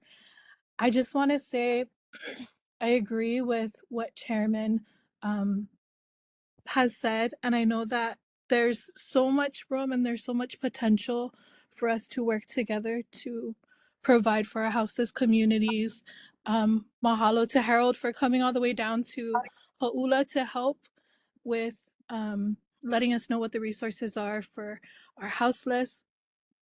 And I think we can do that, and I can help in organizing and putting everyone in the same room so we can have that conversation. Awesome, Atalina. Thank you so much. We have a chair of this working group. Thank you. Really appreciate that. Yes, thank you. Okay, so Casey Connors, you have a question? Yeah, yes. Is there a reason that you partnering with the usually you partner with rural health centers, and because they also have funding and important funding and services that help the houseless. That's the first one. And will the community, because Let's let the man respond to that one, Casey, and yeah, then we can go to your thank you. second question. Go ahead. Well, we actually, a lot of the work that we do is competitive procurement. So we put out RFPs. Think of them as like prescriptions. And these prescriptions are like 250 pages long. And it details everything, all the requirements, all the rules and regulations that the provider would need to follow. And then the providers, the interested providers, they submit proposals. And their proposals is equally as long, detailing all the things that they're going to do and how they're going to do it based on everything that we've described. And collectively, that becomes our contract. So Harold, I think we're just talking about coordination. no, I know. We're not But there's so talking much about involved. contract, Yeah, right? there's So so I much think involved. we're just talking about coordination with So rural we health do centers, have some with of that. community health centers, right? Yeah, so we do have some of the health centers that will apply to become, to have contracts with us and those kinds of things. But as far as that coordination piece, that's Partners in Care for Oahu, and that's the local COC that pulls all the different resources and all the different players together to address homelessness in the community. Okay. I'm just one piece of that puzzle. Really appreciate it, and we look forward to seeing you back here again for this working group. Yeah, absolutely. Yeah, And appreciate and we can start with just information and making sure we're all on the same page and we can move forward together. Absolutely. Okay, thanks. And Casey, did you have a second question? Thanks, Harold. Yes, I just want to make sure everyone knows clearly that the last homeless count from Kahalu all the way to Turtle Bay, done by experts, says we only have 45 homeless. And usually it's done every January. They didn't do it last January. And this is a huge problem. And one of the reasons we are not getting the services, support and outreach workers we need. As some of you know, pre-COVID, a lot of our community did homeless counts, and we found a lot more. We know that we had about 350. We reviewed our surveys, and a lot of them were missing. 2 years in a row, the head of Partners in Care, who was supposed to say that, talk about the data, because we coordinated that we're all missing. They quit. So we've had a lot of problems with the data and the surveys, and even when the community does it, our surveys are missing. I had been told by a very important person it was a political year, Casey. Thank you, I've also Casey. been told by a very important person that they don't want to scare tourists away with high homeless numbers. But this really damages our community. Can you please take a second look at it? And can we have Yep. a good homeless count this year in January? As you know, Hawaiians Casey, will not do I SNAP think your time is up surveys. here. Mahalo. Thank you. Harold, who is in charge of contracting for the survey? Is it your office? It's actually no contract. It's a requirement by HUD, Department of Housing and Urban Yeah. Development, and it's the responsibility of the local COC, which would be Partners in Care. So It's important not just to take one piece of data or for one report. Right. It's important to cross-reference that and to look. So we get data from the HMIS, from my contractors. So I'm looking at my outreach in comparison to the point in time count and all the other sources, and that gives me a better picture instead of just one source. So I'm wondering if we can get Partners in Care out here before the next survey to discuss the process. Because I was seeing a lot of heads nodding about the undercount. So what is your advice in terms of us actually having a hand in the design of the survey process? The design of the survey, I mean, those take place in those meetings with their partners and members and things. But definitely community input is important. So what's the appropriate way for the board to provide input? Have a representative attend their meeting or ask Partners in Care representative. to Ask come on. Partners in Care. Okay, thank you. Go ahead, Keller. One of my concerns here is when you hear someone say, "Well, you guys just shut me out," those kind of things it rings bells in the community. So if there's a way that you guys can get together and come to the next meeting, and I just don't want to hear someone say, "Well, you guys just cut us out," because we know that the program works and we need the programs. if both of you guys can get together and work something out, come to a meeting where you guys are really getting along, because that sends a message to our community that you guys are here doing this and they're doing this, but we just want to take care of our homeless. So I think it becomes something that maybe you guys should look at to see how you guys can accommodate each other and work things out, because I know that this program is important to all of us, to all of Ko'olau. It's not just Ko'olau, it's everywhere. But if you guys, as the leaders, can get together and come to our meeting and show that you guys are together, we're not trying to say one is doing this and the other one is doing that.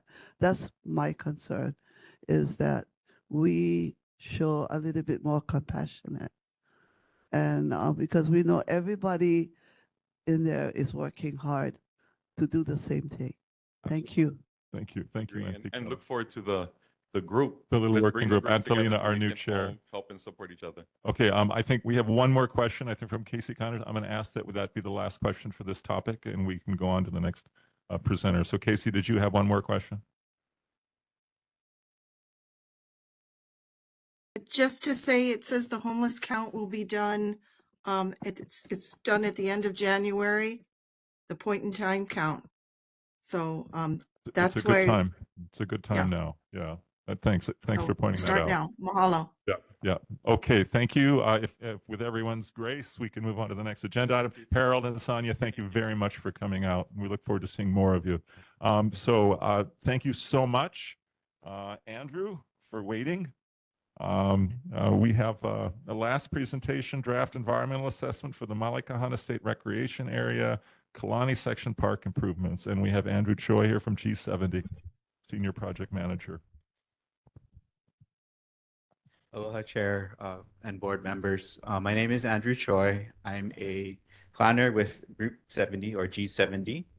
We are supporting the Department of Land and Natural Resources Parks Division with the preparation of a environmental assessment for proposed park improvements to the Kalanai section of Malaikahana State Recreation Area. With me this evening from DLNR, I have Carl Scholin from the Parks Division, Valerie Suzuki from the Engineering Division of Department of Land and Natural Resources. Also with us from our project team is Drake Kao from Architects Pacific, Inc. Online, we have Ellen Carpenter, Acting Division Administrator for the Parks Division, as well as Tracy Camuso from Group 70, one of our planning principals. Next slide. So just a little overview of the parks, Hawaii State Park System. The Parks Division is responsible for 51 state parks across the state. They're responsible for maintaining and taking care of these parks. Hawaii State Parks offer a diversity of recreational opportunities for the public, picnicking, camping, beach, and ocean activities. Next slide.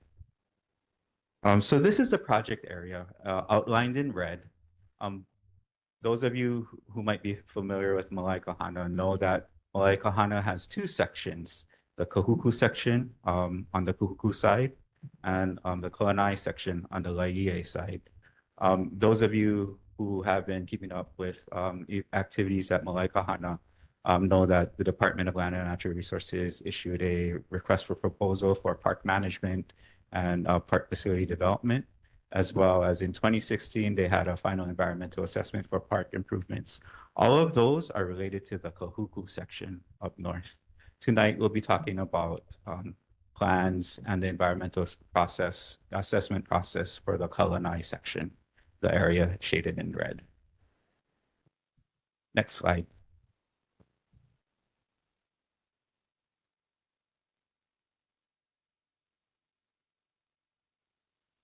So the project purpose and need.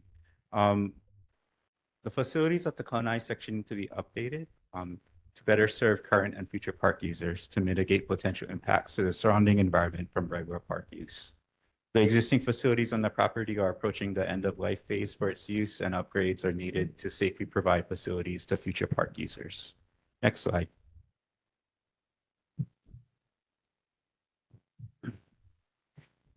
So this slide talks about the proposed scope of park improvements. It can be kind of categorized into two different buckets. One is the replacement of existing facilities, like the replacement of the existing comfort stations at campgrounds A and B, replacing existing showers. And then the other bucket is additional new amenities that Parks Department would like to provide at Olauloa Kahana Kalanai section. So a new open air pavilion, some hot washing stations, addition of camper van sites, reconfiguration of campground A to include 2 furnished campsites and updated ADA accessible sites, as well as a addition of another group camping area near campground B. Just wanted to point out we're in the beginning phases of the planning. Building design and details are still to be determined, but those details will get further refined as we go through the planning and environmental assessment process. Oh, that's better. My back was sore. Okay, next slide. Okay, this is just a quick overview of the current existing layout at the Kalanai section. You will notice that there are 2 primary campgrounds, Campground A and Campground B. Related to those are in the orange. I don't know if you can really see the orange, but the orange, okay, includes restroom facilities. And then the pink areas are the leach field system that the restrooms drain into. You'll notice that the leach field systems are Malka of all the camp and further inland from the shoreline. Next slide. So these next slides are just pictures of the existing facilities at the Kalanai section. So you can see the leach field, the existing shower, one of the comfort station, or actually both of the comfort stations at Campground A and Campground B. Those are the comfort stations that state parks would like to replace with new facilities. Next slide. Again, this is just a illustrative overview of Campground A, open area, and then Campground B, a little bit more forested and sheltered. Campgrounds at the Kalanai section consist primarily of a table and then an open area for folks to pitch a tent and camp. There are no existing cabins at the Kalanai section. Next slide. And then again, some existing facilities. These are existing pot washing stations. And then at the top is an existing structure that was converted into a pavilion. Next slide. And then in a quick overview, this is the view of the shoreline looking towards Laie. You can see that the shoreline is defined by the sandy beach, but also a slight hill elevation, and then it kind of drops onto the beach. This is just to illustrate that not most, but all of the proposed improvements would be Malka of the immediate shoreline. Next slide. So real quickly, we're at the very beginning of the planning and environmental assessment process. So we wanted to come to you folks at the beginning of this. So we're going through early consultation period, October to November 2025. This time is for you folks to let us know what you would like us to analyze in the environmental assessment. Give us your thoughts, opinions, and then we'll take that. We'll publish. We hope to publish the draft EA in the first or second quarter of 2026, and then publish the final EA based on comments we receive on the draft EA in the third quarter of 2026. And then, sorry. You can go. Next slide. Thanks. Okay, sorry. And then real fast, this is just a list of things that we need to get approval on. Starting with the HRS 343 that we're talking about this evening. These are the things we need to do before getting to construction. And then last slide is our contact information. So if you want to email us your questions or comments, this is the email address that you can send it to. Thank you. Questions from the board?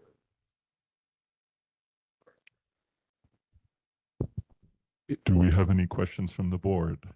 Ben? Mr. Chair, I don't have any questions, but I wanted to, I think it's a great project that you guys are working on. It's been years, so I think it's a wonderful time to move forward on that project. Thank you. Agreed. Thank you very, very much. Yeah, I love Malaikahana. It's one of my dear parks. So, any other questions from the board members? Okay. Carol, go ahead, Carol. Okay. You'll get an email from Carol. Margaret, you. did you have a question?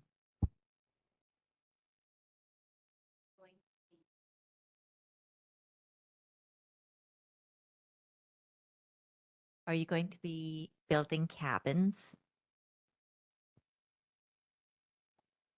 Are you going to be building cabins? I can jump in on this. I'm Carl Scholl, and I'm a planner with State Parks. No, there's no plan on building cabins. We're basically sticking with the general themes that came out of the master plan. It's old. It's from like 1979, and the first build out of the campground was like 1983, so early 80s. So everything's due to get repolished. This particular project is just because of how the money's works. It's kind of binned in a few different projects, but currently the priority is to work on the comfort station at Campground A, and the other pieces are mainly just to make sure that we're presenting a comprehensive list of what we intend on doing, regardless of how the money works. Okay, thank you. Carol, go ahead, and then we have a question. Well, let's finish with the board. Anything beyond what you have existing to repair, or renovate is, are you open, or have you guys discussed new things to be considered later after the EIA?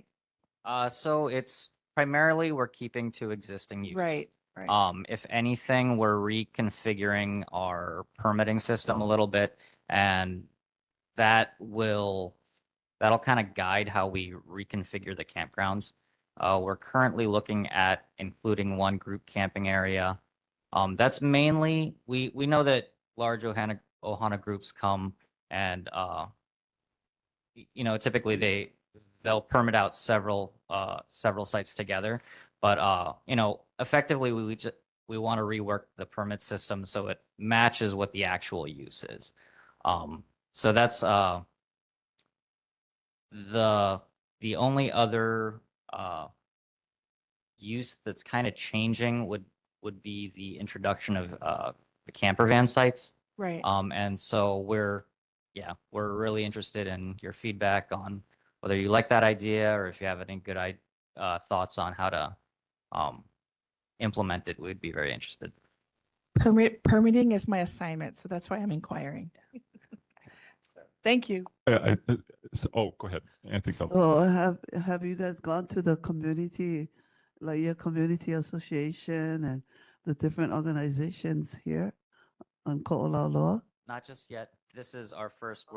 This is our pre-consultation. So this is our first kickoff for this project. Okay. Any other questions from the board?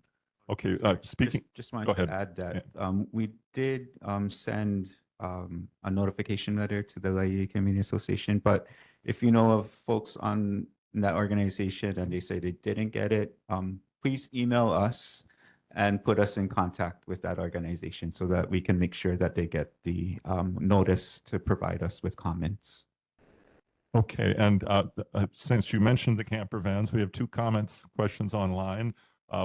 Catherine and Casey are asking roughly the same question. Are the camper sites for locals or tourists? Is the focus for locals or tourists, and what are the percentage locals versus tourists? That's all to be determined by this consultation process. Again, this particular EA, we're presenting you with as comprehensive of a view of the future as possible. So any feedback on how you think that should be organized would be interested in those comments. And that feedback would be provided how? Again, could you just repeat that? Through the email that was on the PowerPoint. Can someone put that email in the chat? So you can direct your comments to them. And then Casey has a second question. Do the tourists who stay at the park pay TAT hotel tax or tourist green fees? I don't believe that I don't want to misspeak, but I don't believe that we do. We currently, yeah, let me make a note of that question. Okay. Yeah, I'm fairly confident that we don't. And then you can get back to us. Okay, thank you so much. And then we have a question from Evelyn. Yes, thank you. One of the things that I'm curious about are the camper sites. Down here on our street, we get these rental campers that just park on the side of the street so they can go, surfing at the over by the golf course. And we wake up in the morning and there's people in pop-up tents along the street that are part of their vehicle, and they're sleeping as we're trying to, as we're walking our dogs and the kids are going to school. I think if we're trying to meet a industry, there shouldn't be another tourist industry that's going to be coming out here to our community. And I mean, I wonder if there's even any regulations about vehicle camping that's going to be used from rental car businesses. And that's my question. And that's my comment. Thanks. These are definitely problems that we're having discussions about. As the land managing agency, just state parks, part of the impetus for providing car camping is that there is no facility really, no legal facility currently. So There's no legal framework. Is that what you said? No legal facility? Facility. Okay. so yeah, so sorry, let me gather my thoughts. So as a concept, this is just something that we're putting out to the community at this time. We don't have jurisdiction over how to regulate that industry. Okay, yeah, because there was a question of whether it's even legal. So this is obviously going to be something that you're going to get a lot of feedback on. Okay. Yeah, our acting administrator is online. Who's that? I can't. Alan. Oh, okay. Alan, did you have a question? You're muted, or we can't hear you either way.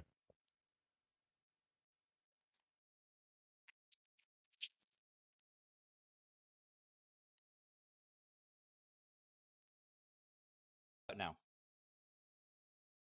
We can hear you now, Alan. Thank you. Okay. All right. Apologies. Yeah. Good evening, Chair, board members. Alan Carpenter, Acting Administrator for the Division of State Parks. One first clarification: there is no transient accommodation tax charged on camping, so that's a no. And as for the camper van sites, there's two ways to look at it. The Kahuku side of Malaikahana has accommodated it for decades, and it's kind of a viable use there. The other thing is we're looking at trying to solve a problem in that there are startup businesses and there are people who just utilize streets, county parks, other areas where it's prohibited. And we'd rather get them into a legal framework where we could both allow something that I think is viable camping activity, but also we could regulate the renters therefore and require that they make sure that their clients who they rent to have to be aware of the rules and comply with those rules, or we could pull their ability to have them camp in our parks. That's just a kind of a working model that we're thinking of. And we are going to design a set of campsite standards that we can apply statewide, but they will only be applied in camp areas and parks where the community desires them. So that's kind of what we're working on now, and that's what we're here to introduce to you folks. And we do appreciate the feedback.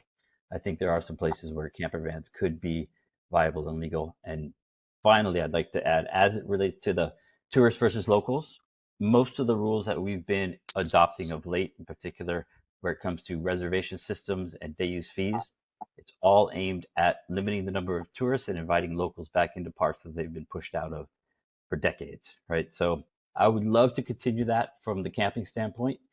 I'm going to push for and hope we develop a different reservation window for locals, giving them first crack at camping prior to out-of-state residents getting that shot. So I'll leave it at that. Thank you. Thank you, Alan. I hope you're monitoring the chat. There are quite a bit of comments about that. So do we have any other questions for our friends from G70 and Alan? Okay, thank you so much. Thank you for waiting and for presenting and for your good work. Go ahead, I'm sorry. Who, did someone? Oh, Ben. Just want to thank them for the presentation. That's it. Yeah, really appreciate it. Thank you so much. Okay, we are running, I have a preference for 2-hour meetings, and we're about to go over it, and it's partly because we're backed up from previous meetings, so I think we can get through the rest of this probably fairly quickly. So we have a motion to send a board representative to the joint neighborhood board meeting on hurricane preparedness on November 25th. And I did receive an update on the purpose of this. Pearl City Neighborhood Board 21 is hosting this special meeting facilitating federal, state, and city agency representatives to provide their vital updates on emergency disaster preparedness, addressing their capabilities and their limitations related to wildfires, hurricanes, and tsunamis. Requesting all community residents attending this meeting to demonstrate a strong united stand by engaging government at all levels to change their focus from a disaster recovery cleanup to disaster preparedness in order to save lives, stating requirements for government to create an adequate number of shelters able to withstand 200-mile-per-hour winds to accommodate all who will need them, and to fund or give tax breaks to house and apartment owners to fortify their homes, along with calls to action to others that will save thousands of lives. And neighborhood board representatives will identify any government or residential shortfalls, and each board will provide their recommendations to their individual board, where the board will develop their own resolution stating their requirements for lawmakers to find solutions, etc. Go ahead. Mr. Chair, I'd like to make a motion that we have our expert of the area, Dottie, become that person. I wholly agree.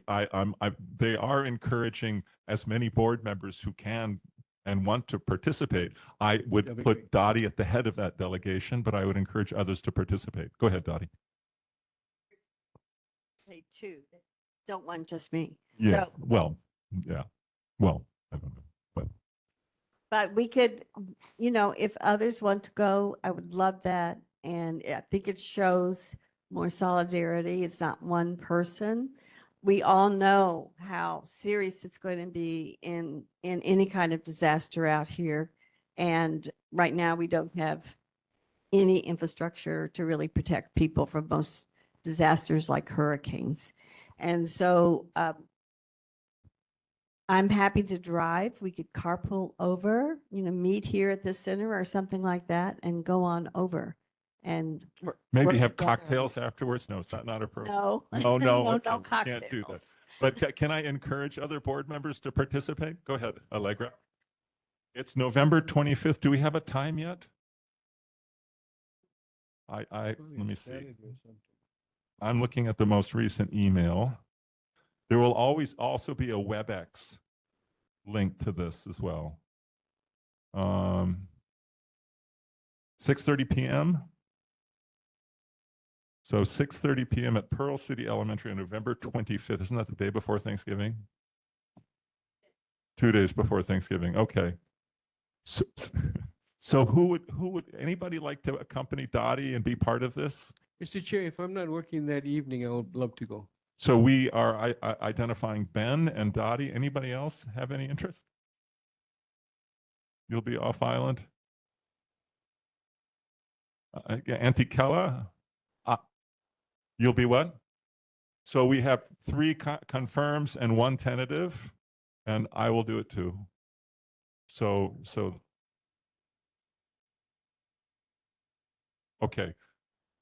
Okay, so for the motion, we would like to delegate a delegation of Ben, Margaret, Dottie, Antikella, Allegra, tentatively, and me, with Dottie as our fearless head, as official representatives of this board for the. That's their Second. motion, right? A second, and then a vote. Can I make motions as a chair? Is that allowed? I did. Oh, Yeah. I'm Okay. adding to that. Okay. And would someone second this? So I'll second. Oh, you're seconding it. Okay. And all in favor say aye. Okay. I think we're good. All right. Okay. Okay. Good. Nice job, everyone. Okay. Next thing on the agenda.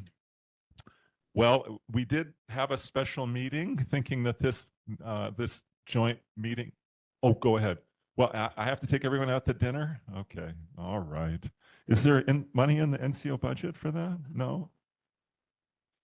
Okay, so going on to the next agenda item, we have had discussions about the Honolulu Charter Commission of the city and county.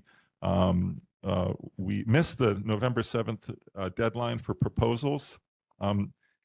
We did have a special meeting to address these things, which we didn't have quorum again for the second time in a row, but those who did, the 5 people that were there, went through a PowerPoint about the Charter Commission process and discussed priorities for the Charter Commission.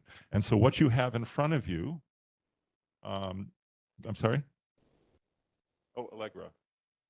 What you should have in front of you were the priorities as discussed. And so what we're proposing today is go ahead. Who else didn't get it? I have more copies. Okay, please. There were 25, right? Here. I thought I had laid them all out for everybody. Anybody else?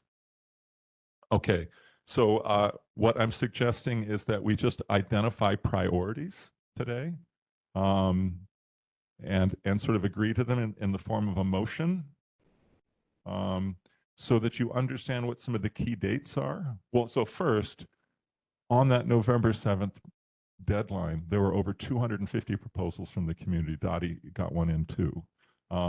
So I have a link there in an email that I sent you all that you can review those proposals. Not that you necessarily will, but it's a lot to sift through. But what we can do is we can identify our priorities today or by January at least. Okay.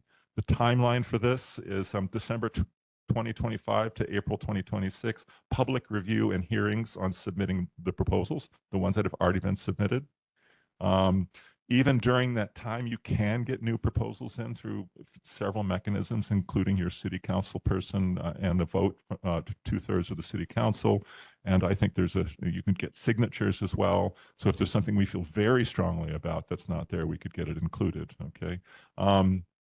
And then there'll be public hearings, May to July. So in our meetings in January, February, March, and April, we would have an opportunity to consider resolutions.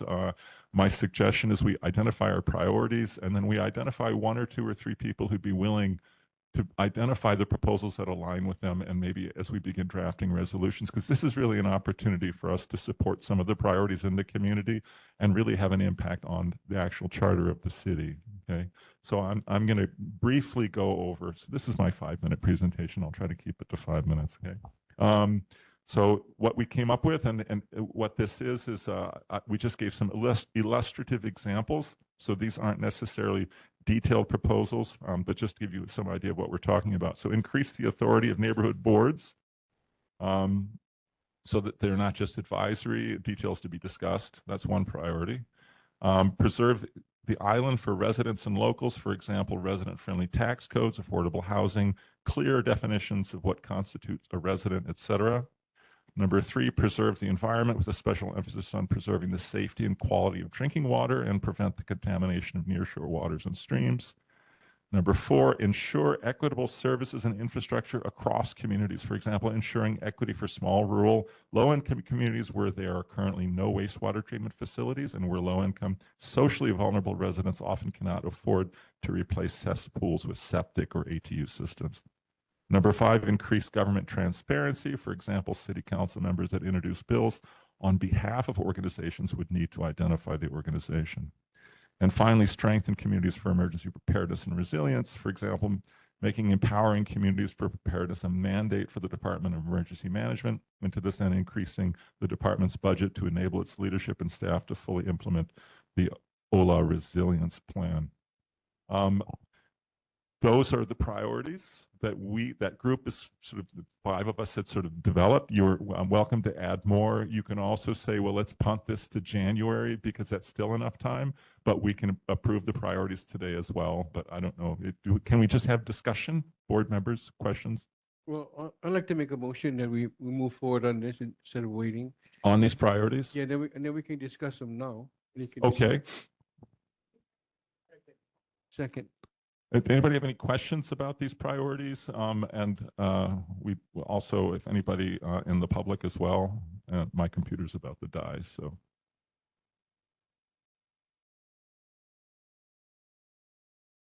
Mr. Chair. Yes, sir. I made a motion. Should I decline my motion for now until later? There should be a second if you do a motion. That's what I'm saying. You want? Do we have any discussion first? Everything looks great.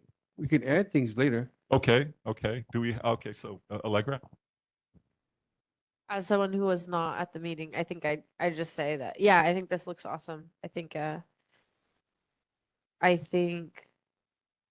there's a lot of discussion that can come after of how to do all of these things. But these are perfect, I think, of goals to achieve and priorities to take. I think they're not easy things to achieve. So I think there'll have to be a lot of discussion and figuring out, but I would like to second the motion. All in favor? Or is that right? Is that the right order? All in favor say aye. Aye. Any opposed? No. Do we have any further discussion on these priorities? From the public or? Okay, in January, and we will work in depth. So there's a second motion that I would like us to entertain. And that's that 1 or 2 or 3 of us take responsibility to being a working group around this, because there's 250 proposals. I think taking the time to figure out which ones really align, where the gaps are, and then drafting resolutions in support of them during that public hearing time would be probably a good use of our time. But we need a few individuals who'd be willing to serve on that working group. Do we have any volunteers? Dottie. So Allegra. Awesome. Mr. Chair, maybe we could work something out where 2 people can work on one item and just go down the list and not take the whole thing, but just take 1 or 2 items and then work on those and then present them to the board for that neighborhood board. I think that's what we can do with this working group is we can divide it among ourselves and figure out, how we're going to distribute the work. And that way everybody can be a part of it.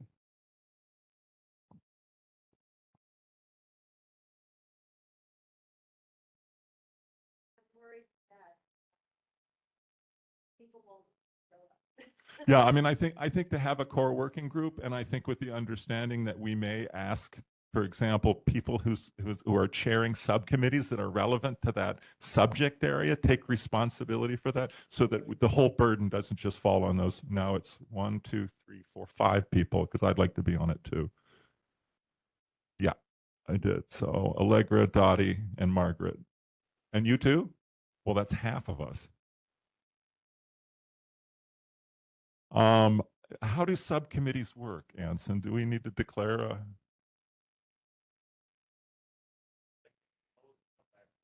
We'll come back in January. But actually, it would be nice maybe we'll have an answer for you in the next week or so about how the subcommittees work. So to see if we can meet, because it was nice if we can start sooner rather than later, right? Okay, so I'd like to propose a motion that those 6 individuals be identified as a working committee of the board. Second. Okay. All right. And all in favor? And anybody opposed? Okay. Speeding through the rest of this. Nice job, everyone. I would like to suggest the issue of the parks which is Dog-Friendly Park Initiative. We have a letter from Laura Thielen asking our board's input on any parks that should be identified as dog-friendly. I think we should punt this to Sunny because she is chair of the parks and let her come back to us with some proposals. Is that all right? Okay, okay. I'm finally learning process. Okay. And the last thing is required 3 absence notice from the Neighborhood Board Commission. We're going to ask Kella and Carol to talk a little bit about their absences and then to either recommit to the board or step down, one or the other. But it's your folks' call. So maybe we can start with our beloved Auntie Kella. Oh, go ahead, Ben. Mr. Chair, I believe that everybody has a busy life, right? An active life, and I see where sometimes they cannot attend because it's just the way how it that day and that night. And so I think if they did their best to attend and was off island or somewhere else and they could not attend, then that should be excused. If they were not just coming just because they didn't want to come, that's a different story. But I think they are serious enough that they would come if they could even come.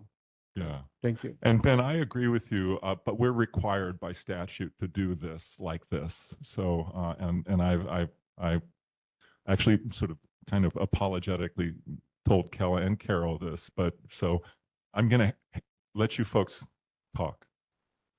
And it is really important. I mean, we did have 2 meetings in a row where we didn't have quorum, and it just becomes really hard to do the work of this board. So, but I understand we all have things in our lives. Go ahead. Well, in my case, my most important thing was that knowing that, and I did call Mike to let him know that one of the reasons is because of my son-in-law passing away, and then a month later, my auntie passed away at Pearl City. So it wasn't something that I would miss, and I still want to be on the board. And so that's my explanation of why I could not be here at those times. Thank you. Thank you. And you are interested in continuing to serve on the board? I hope. Yes. Okay. Thank you. And mine is also, I had family. My brother passed away, but he was in a coma for a while. And then just, yeah, pretty much family things. Okay. And you are interested in remaining I'm on the still board? here. Okay. Well, we look forward to working closely together. And yeah, you're such a Yeah. great group of people. I'm beginning to enjoy this. So go ahead. Just a question, just because I'm new. So how does this work? It's 3 absence notice, like in the year, or like, I mean,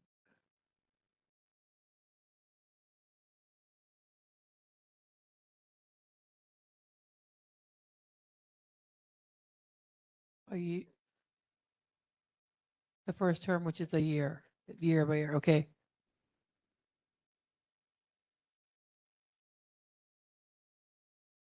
So it's a yearly. Okay, got it. So you miss any 3, right? Then this is the process that happens. Okay, so at 5 absence, 3, and then 5. A notice. Okay. Yeah. Okay, no, just so we can, I mean, because many of us are new, so we can understand. Yep. Thanks. Thank you. Any other questions about this? All right. I think we're racing towards the end of this. Any committee reports? No. Public input, community announcements from anybody? Ben. I just wanted to, I forgot to mention earlier, I did go to the Sunset Charter, the charter amendment thing that they had at Sunset, public one. I thought that's the meeting we was going to, but anyway, it was the one in Holo. But I went to that one and I did put in I put in a recommendation, nothing to do with our board, but with the Oahu Island Burial Council and the way how they do things. Very cool. Okay, awesome. I'm the chair of the food. what's it called? Sorry. Food security committee. And I had an idea with some other community members to utilize abandoned housing spaces, and I'm just would love some, and we can talk about this in January, but would love some suggestions on maybe places in the community that have abandoned lots that we might be able to. This started because somebody started doing this on the street that I live in. Now they're purchasing that land, but they started like a food, like a garden slash, planting trees, things like that.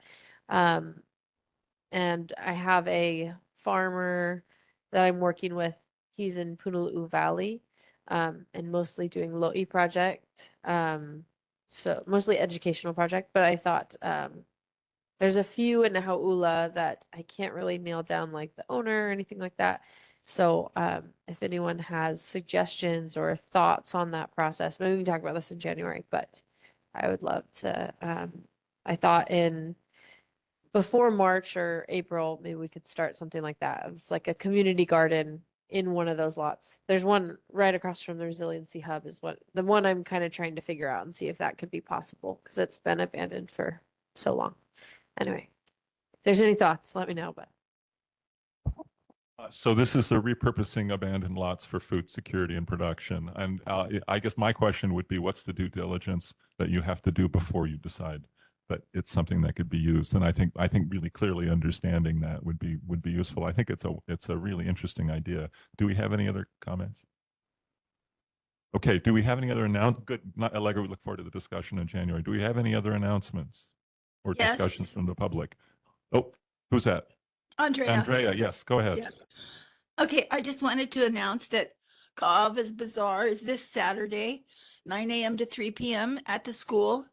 Lots of food and music and fun, games, whatever. Hope you all can come out. Awesome, thank you for that. So Ka'ava please show up. Bazaar, yeah, Okay, at the school.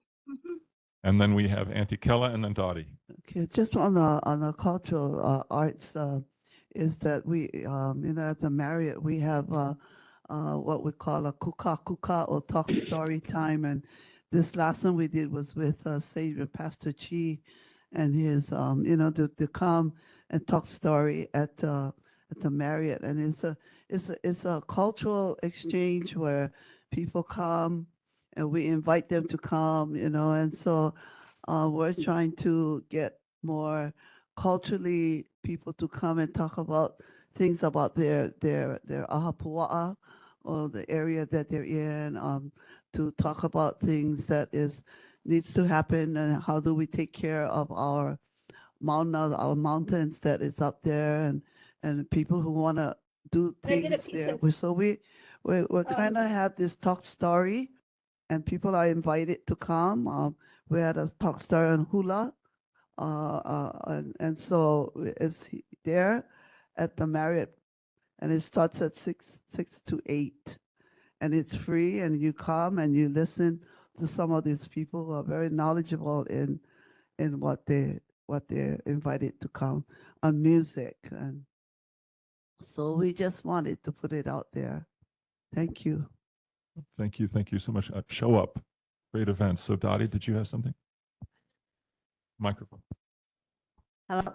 Yeah, I just wanted to be sure people know that we've opened our food pantry an extra day. It's now Wednesdays from 9 to 3, and it's Fridays from 9 to 12. And for those who have cesspools, possibly, get this out to your community, we are having another cesspool meeting. It's a focus group, though, and it's going to be on November 21st, and that's a Friday afternoon from 2 to 3. So 1 hour, and we're going to have here at the center in Hau'ula, and it's going to be probably 5 small groups, focus groups, and we're going to talk more specifically with people from Department of Health, wastewater, about issues here in olauloa. And did want to say something. Oh, yes. We've started this, we have this wonderful cultural dance group that comes in Mondays, Tuesdays, and Friday after school. It's 5 to 6:30. And the teachers are fabulous. It's the Rita Dance Academy. There's boys and girls. There's 34 kids participating right now, and it's free. And so I just encourage you, if you know kids who would like to participate, to send them over. Thank you. They are, let me see, they probably third to are let's say 8 or 9 to 15 years old. It starts at 5:30 and it starts at 5 and goes to 6:30. 5 to 6:30. Right here. You can just show up or just just call me if you want the names and address of the people who are running it. It's a new partner that we've just lined up here that's coming in with great opportunity for kids. They have a great time. Okay, thank you, Dottie. And Atalina, did you have something you wanted to Yes, I announce? just have an announcement. La Hui Foundation, in partnership with Senator Kurt Favela, they're doing a free bed giveaway on Saturday, November 22nd at 10 a.m.